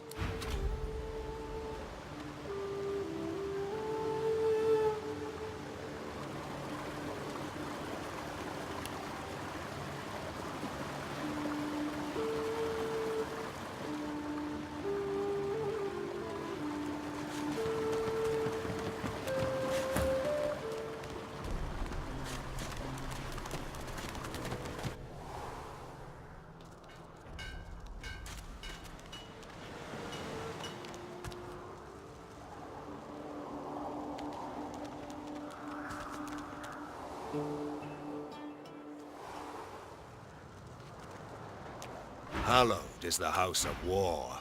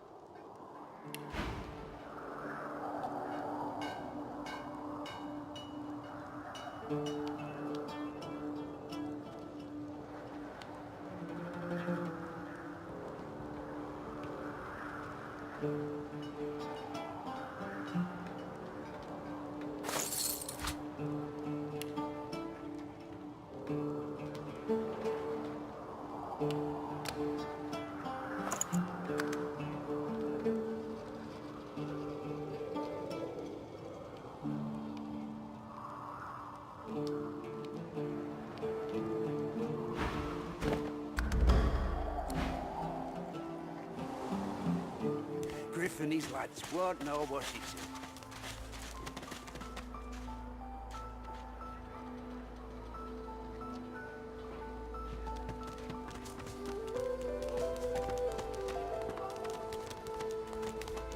So this is Fort Joy. A delivery. Surely you'll have one. What a crumbling disaster. Scram! Snake face!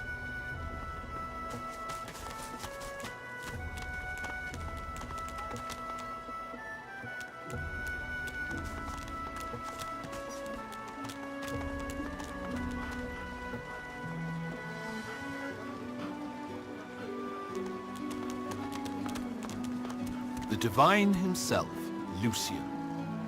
Shrine's turned into a memorial, it seems.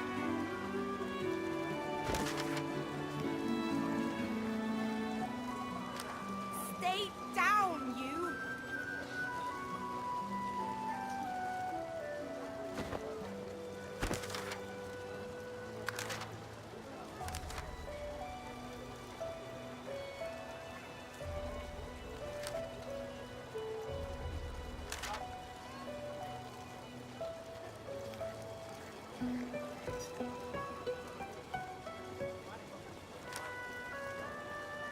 Don't tell anyone where you got this. Stay down, you! Got it.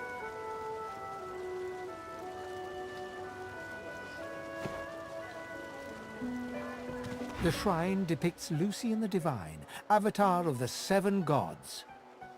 You hear a strange sound, like rusted hinges creaking and air rushing through a tunnel. Shrine, by the looks He of has it. spoken! Lucian has spoken! The eternal prayer! It worked!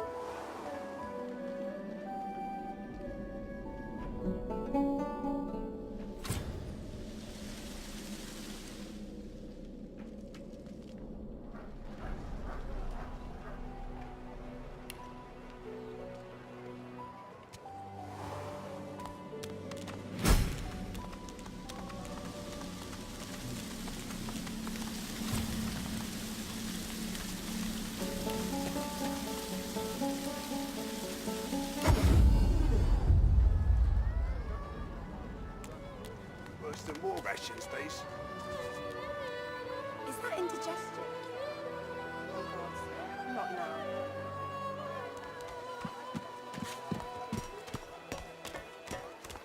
Did you see them, sir? Bishop Alexander and the Hammer herself, they... A kin, is it? A traitor cannot be murdered. A traitor can only receive their due. Doubly so for a lizard traitor.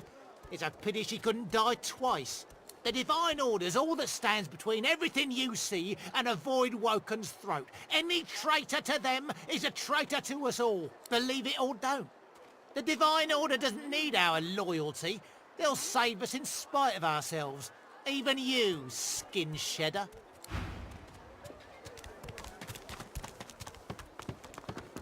The fella can't hear himself think with all this racket.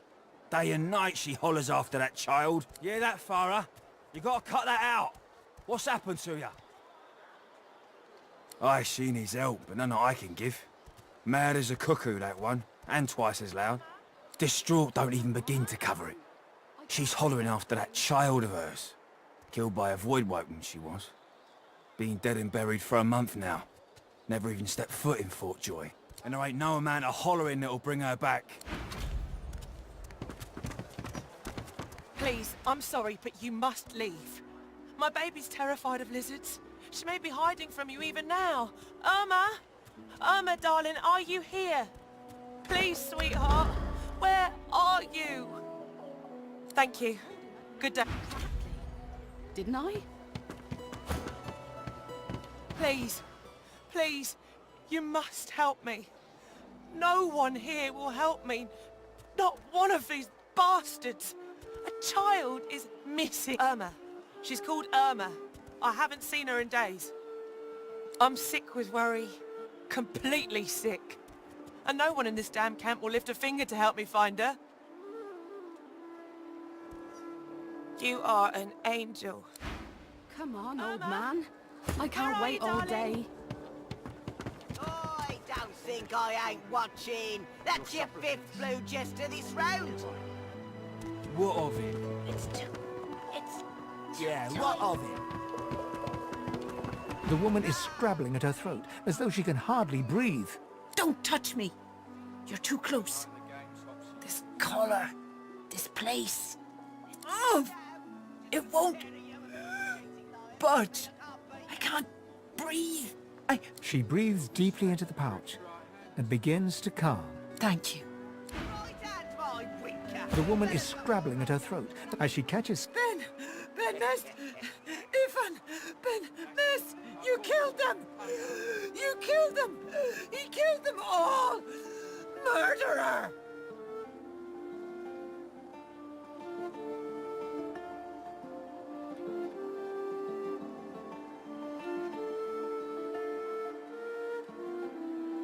Keep him away from me. Help! You! Thank you for your help earlier. What of it? Yeah, what of it?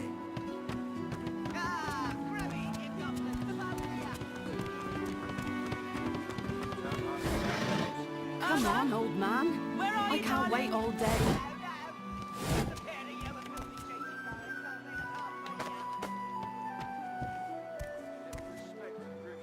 You there, lizard? I'm looking for an inmate. A smallish man, thick spectacles, prone to somewhat eccentric chatter. Have you seen him? Useless. It is a very important matter that I locate this Migo.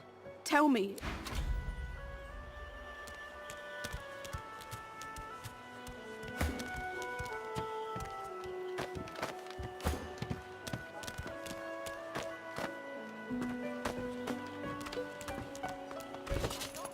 I don't think I ain't watching. That's your 5th blue jester this round. What of it? Looky here, mates. A fresh face.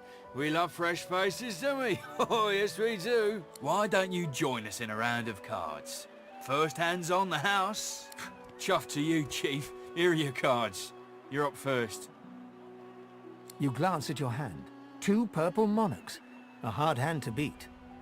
Ralvo's eyes linger on the table, where the card lies as innocent as a piece of cardboard can be.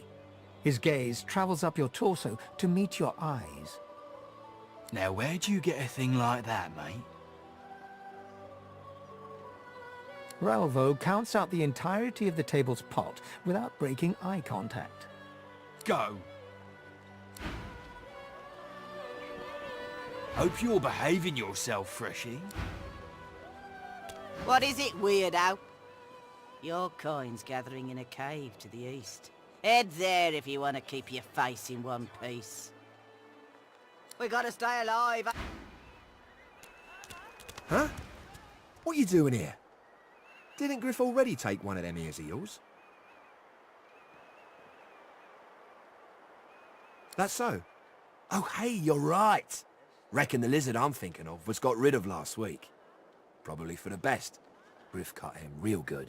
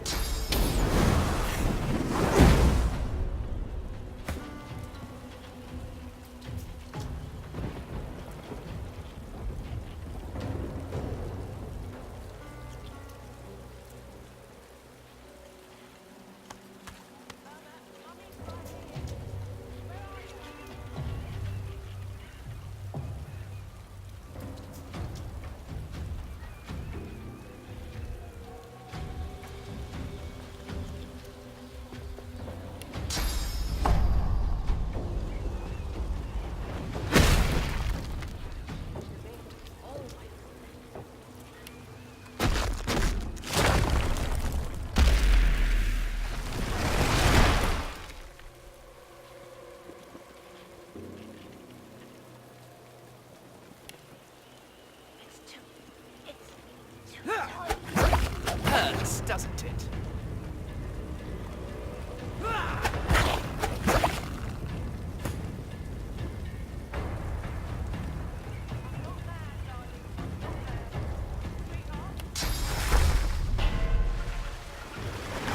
I'll yield to none. Your children, your supplicants.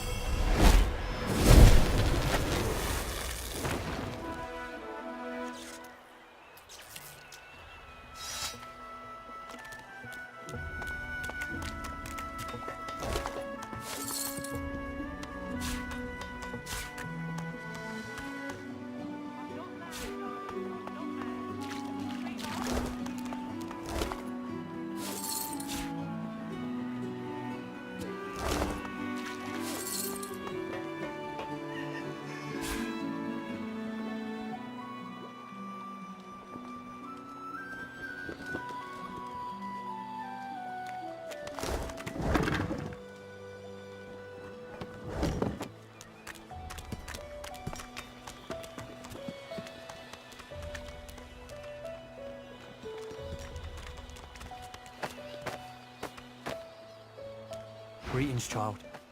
Frightful far from home, ain't you? Visited your ancient empire myself a long time ago. The Divine's light sure shines on your kind.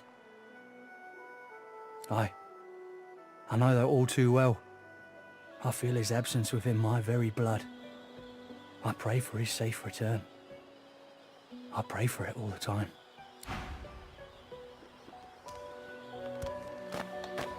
He hasn't changed a bit. Always late.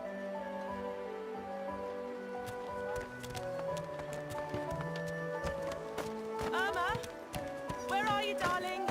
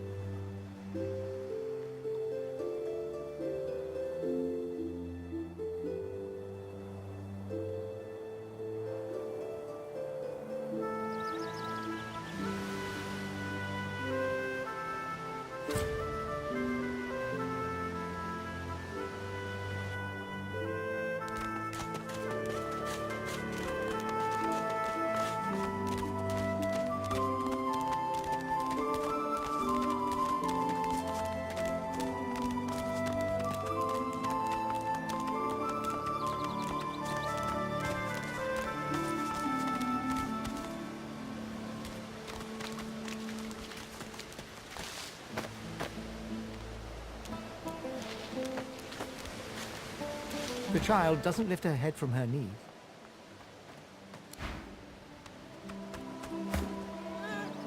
You hear a small whimpering sound from behind a basket.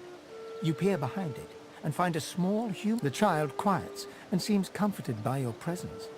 She looks up at you with curious eyes.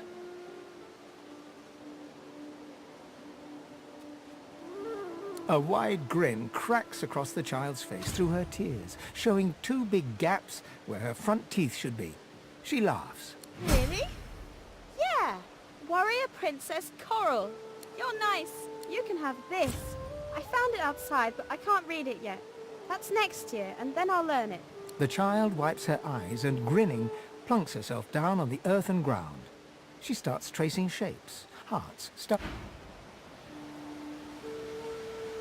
Everything has a heart, except lizards, maybe.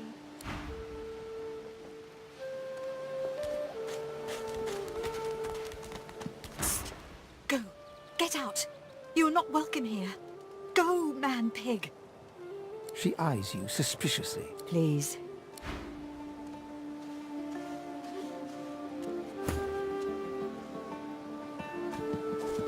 You hear me, human. Leave.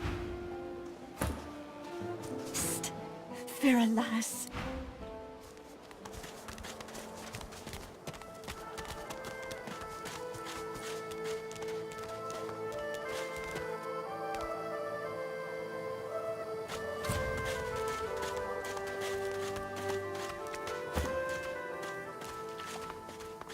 Can you feel it? Can you feel the darkness approaching?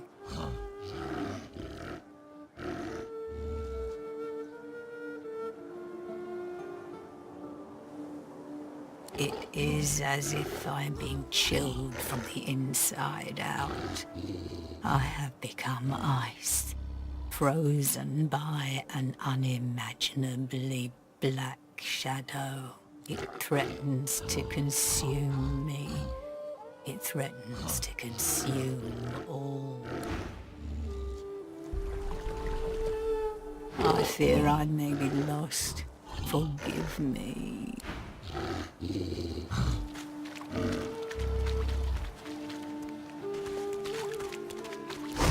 What's happening to these turtles? They're transforming.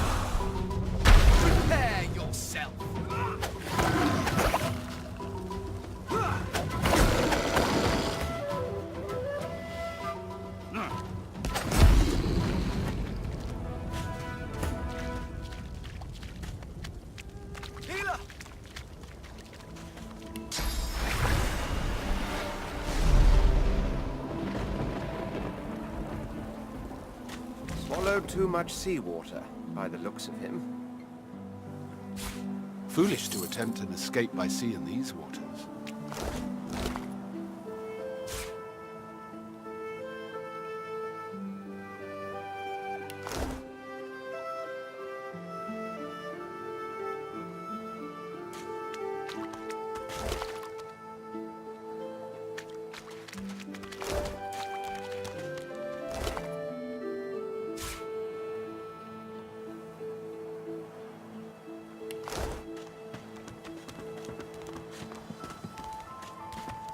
Spotted something.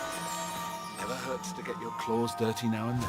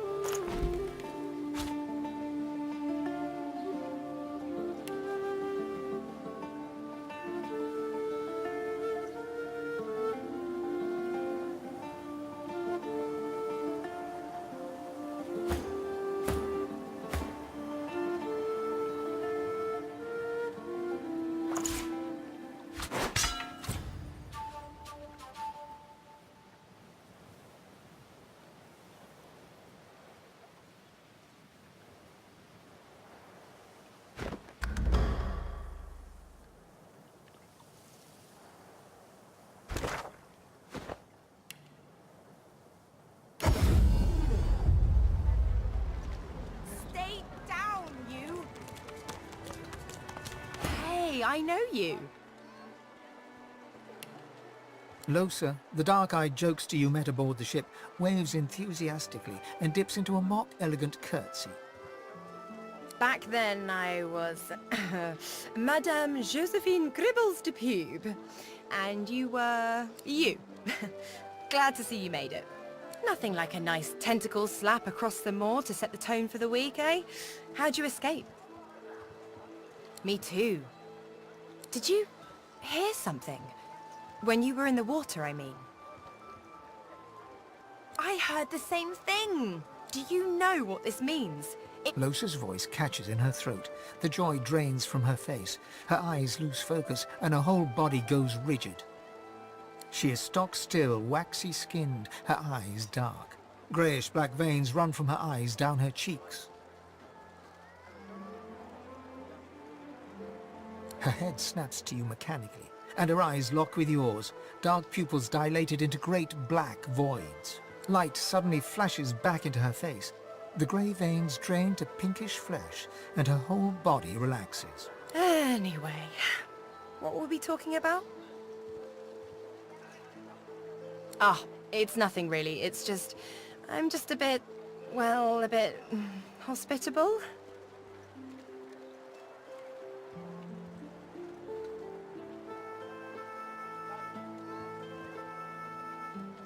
Ha! What I mean is, look, you've never been a host, right? That's 'cause you're like a clump of leaves on the side of the road. That ain't bad, though. I'd give just about anything to be like you. But I'm a roadside inn. Red door, flowers out front, friendly lady at the door beckoning you in for half price. Like a goddamn gold star inn for the disembodied. Now, isn't that just the question of the hour? I can't be sure just yet. I'll be surprised if it's a demon. Definitely not a sprite either. Maybe a spectre, but I wouldn't bet money on it. So, how are you enjoying the joy?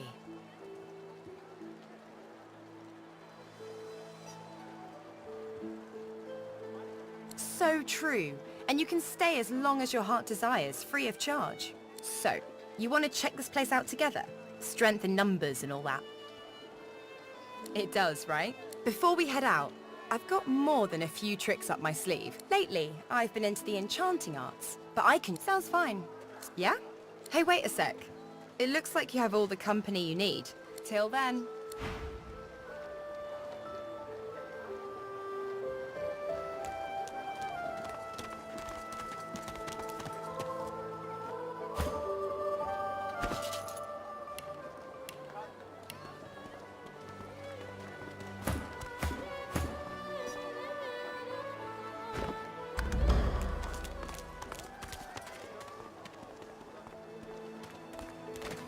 The woman looks up as you approach, wiping her brow with a grease-blackened... What do you need?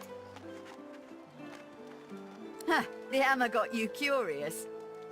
Oh, I dunno. She was a sweet soul, quiet, loved her family. Always seemed strong as I recall, but she didn't... People do change, don't they? She nods once. Clever lass, her. No wonder what Alexander sees in her. Question is, what she sees in it. By all means, get an eyeful.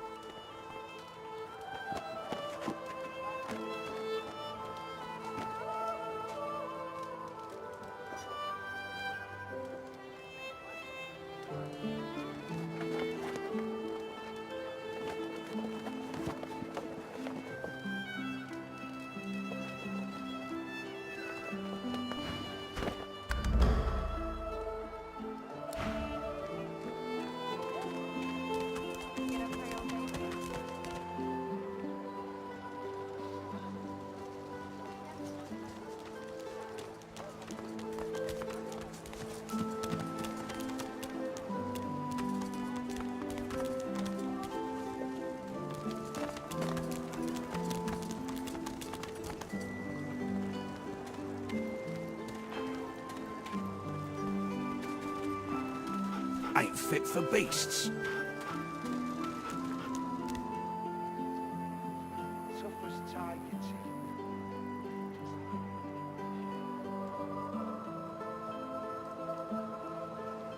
Here's the goods. Like you wanted.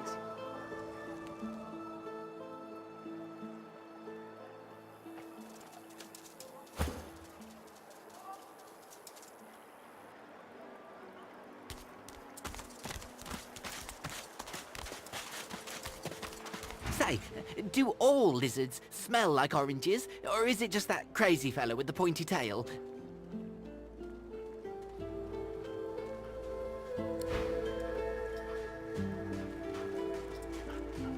Muff! Muff! You smell like... Oh.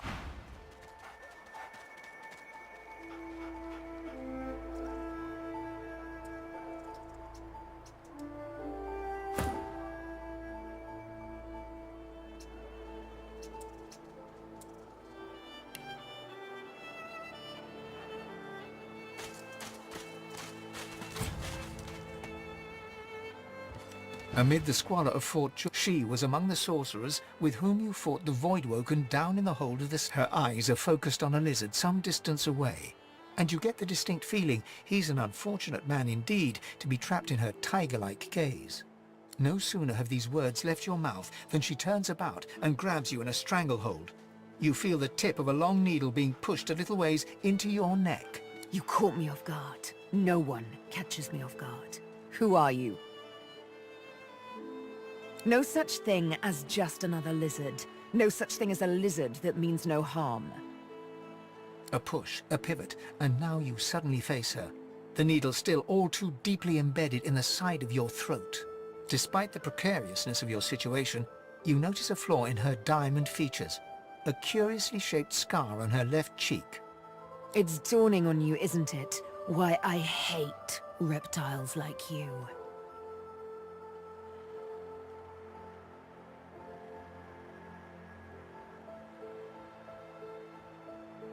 Forgive me if I don't take... She drives the needle in deep. In truth, it does not matter in the least who you really are. You saw me mark my prey. You could warn him. That makes you a liability. That makes you needle feed. Your death will be slower, more painful. But, fair enough, if you insist. Never. You are a lizard, perhaps a slaver. Why should I freely chain my fate to one like you, like I was once forced to?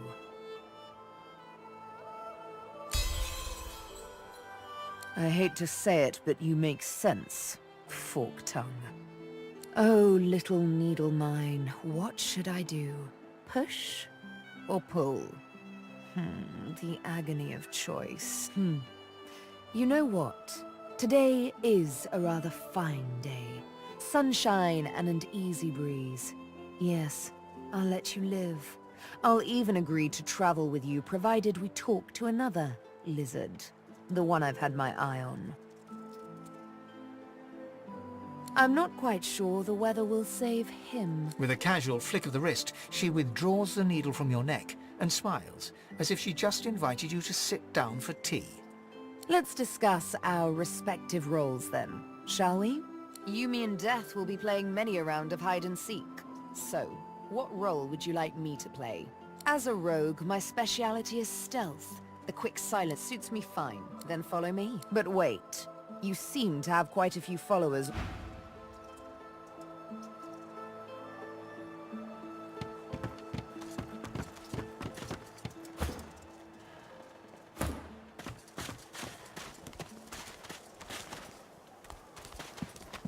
Just as you're about to address the lizard, the Red Prince bars you with an outstretched arm. This man is a dreamer. As you know, I need a word with him. You may wait here while I speak.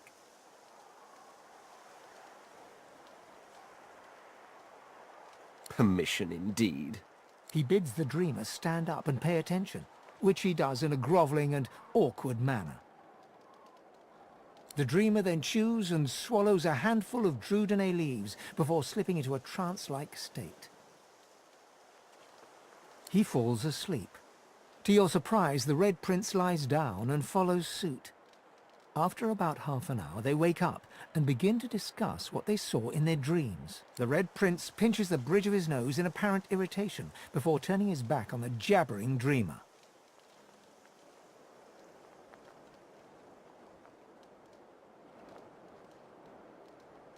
You receive a withering glance in response. A deserved bit of sarcasm, I suppose. But though this sting-tail fellow may be a less than stellar specimen in the firmament of dreamers, turns out I'm being hunted by an enemy I didn't know actually existed. The myth-shrouded House of Shadow. The dreamers, though, they're on my side. And they've visions of me on the throne. Of course it is. But to keep it, I must find a second dreamer. A greater one. Bahara is her name, and she resides in the swamplands east of the fort. So, let us make our escape and venture there post-haste. I could tell you all about swamp dreamers too if I chewed that much Drudene. Oh, do hold your prickly tongue.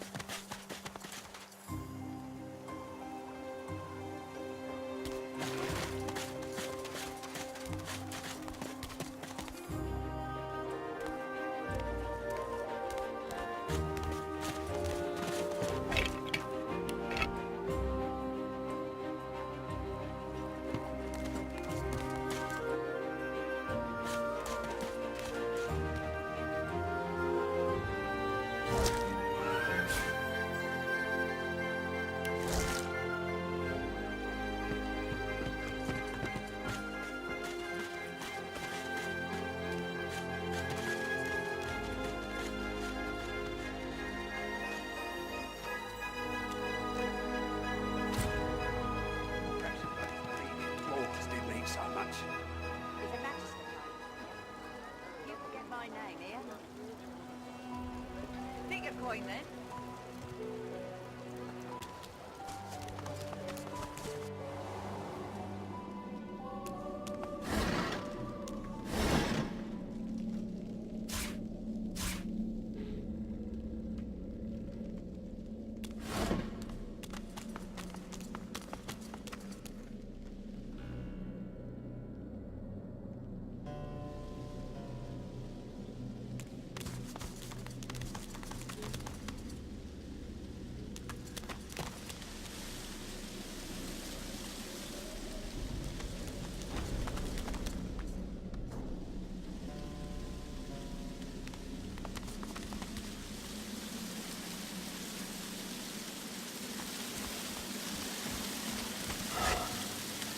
It's broken.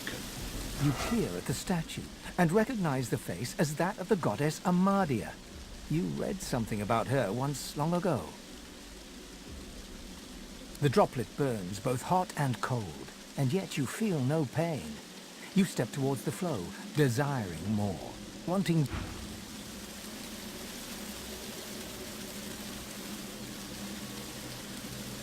The goddess carries a strange expression, one of expectation.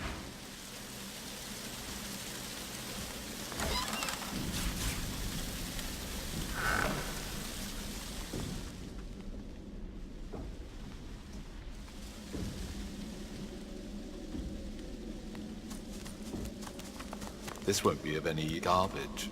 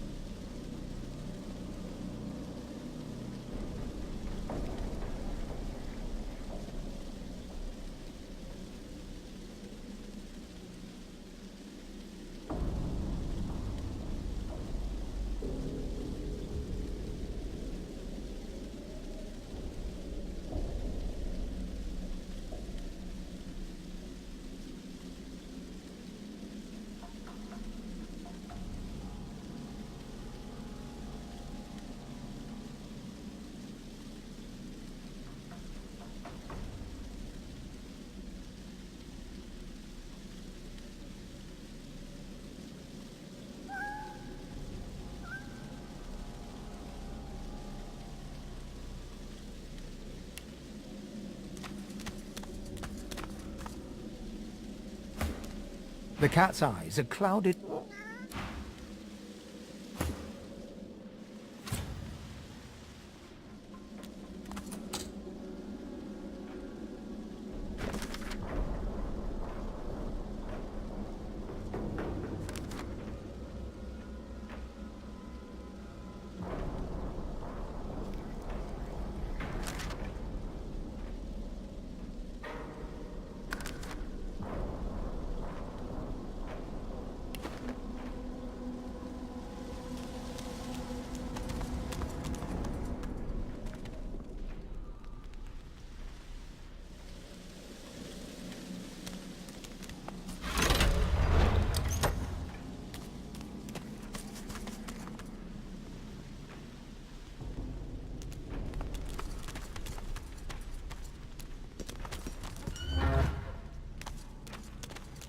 Got a good reason for barging into a private room, buddy. And? Got no reason to scramble out, me. It's hot and busy out there. It's cool and quiet in here.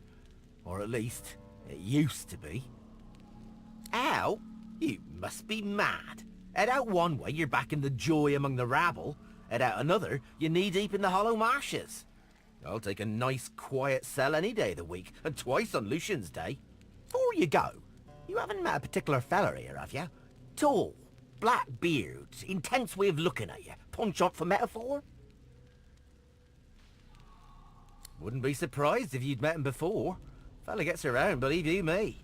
Half of me's afraid he's gonna try and save me from this place. Anyhow, thanks and good luck, I guess. Though, if you know what's what, you'll take a load up.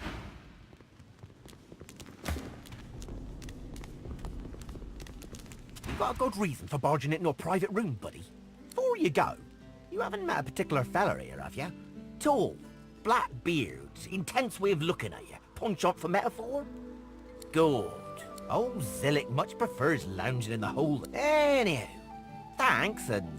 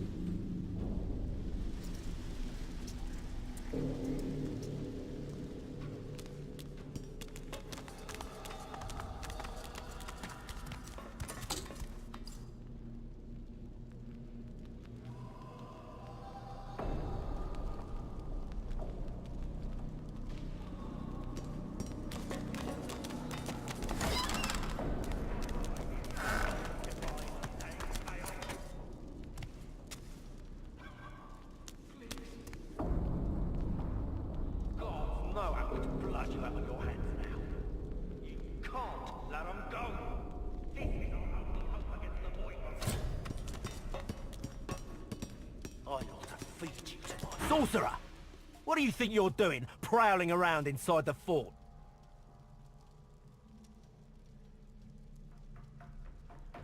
Don't think so. You broke the rules by coming down here, buck. Divine's rules.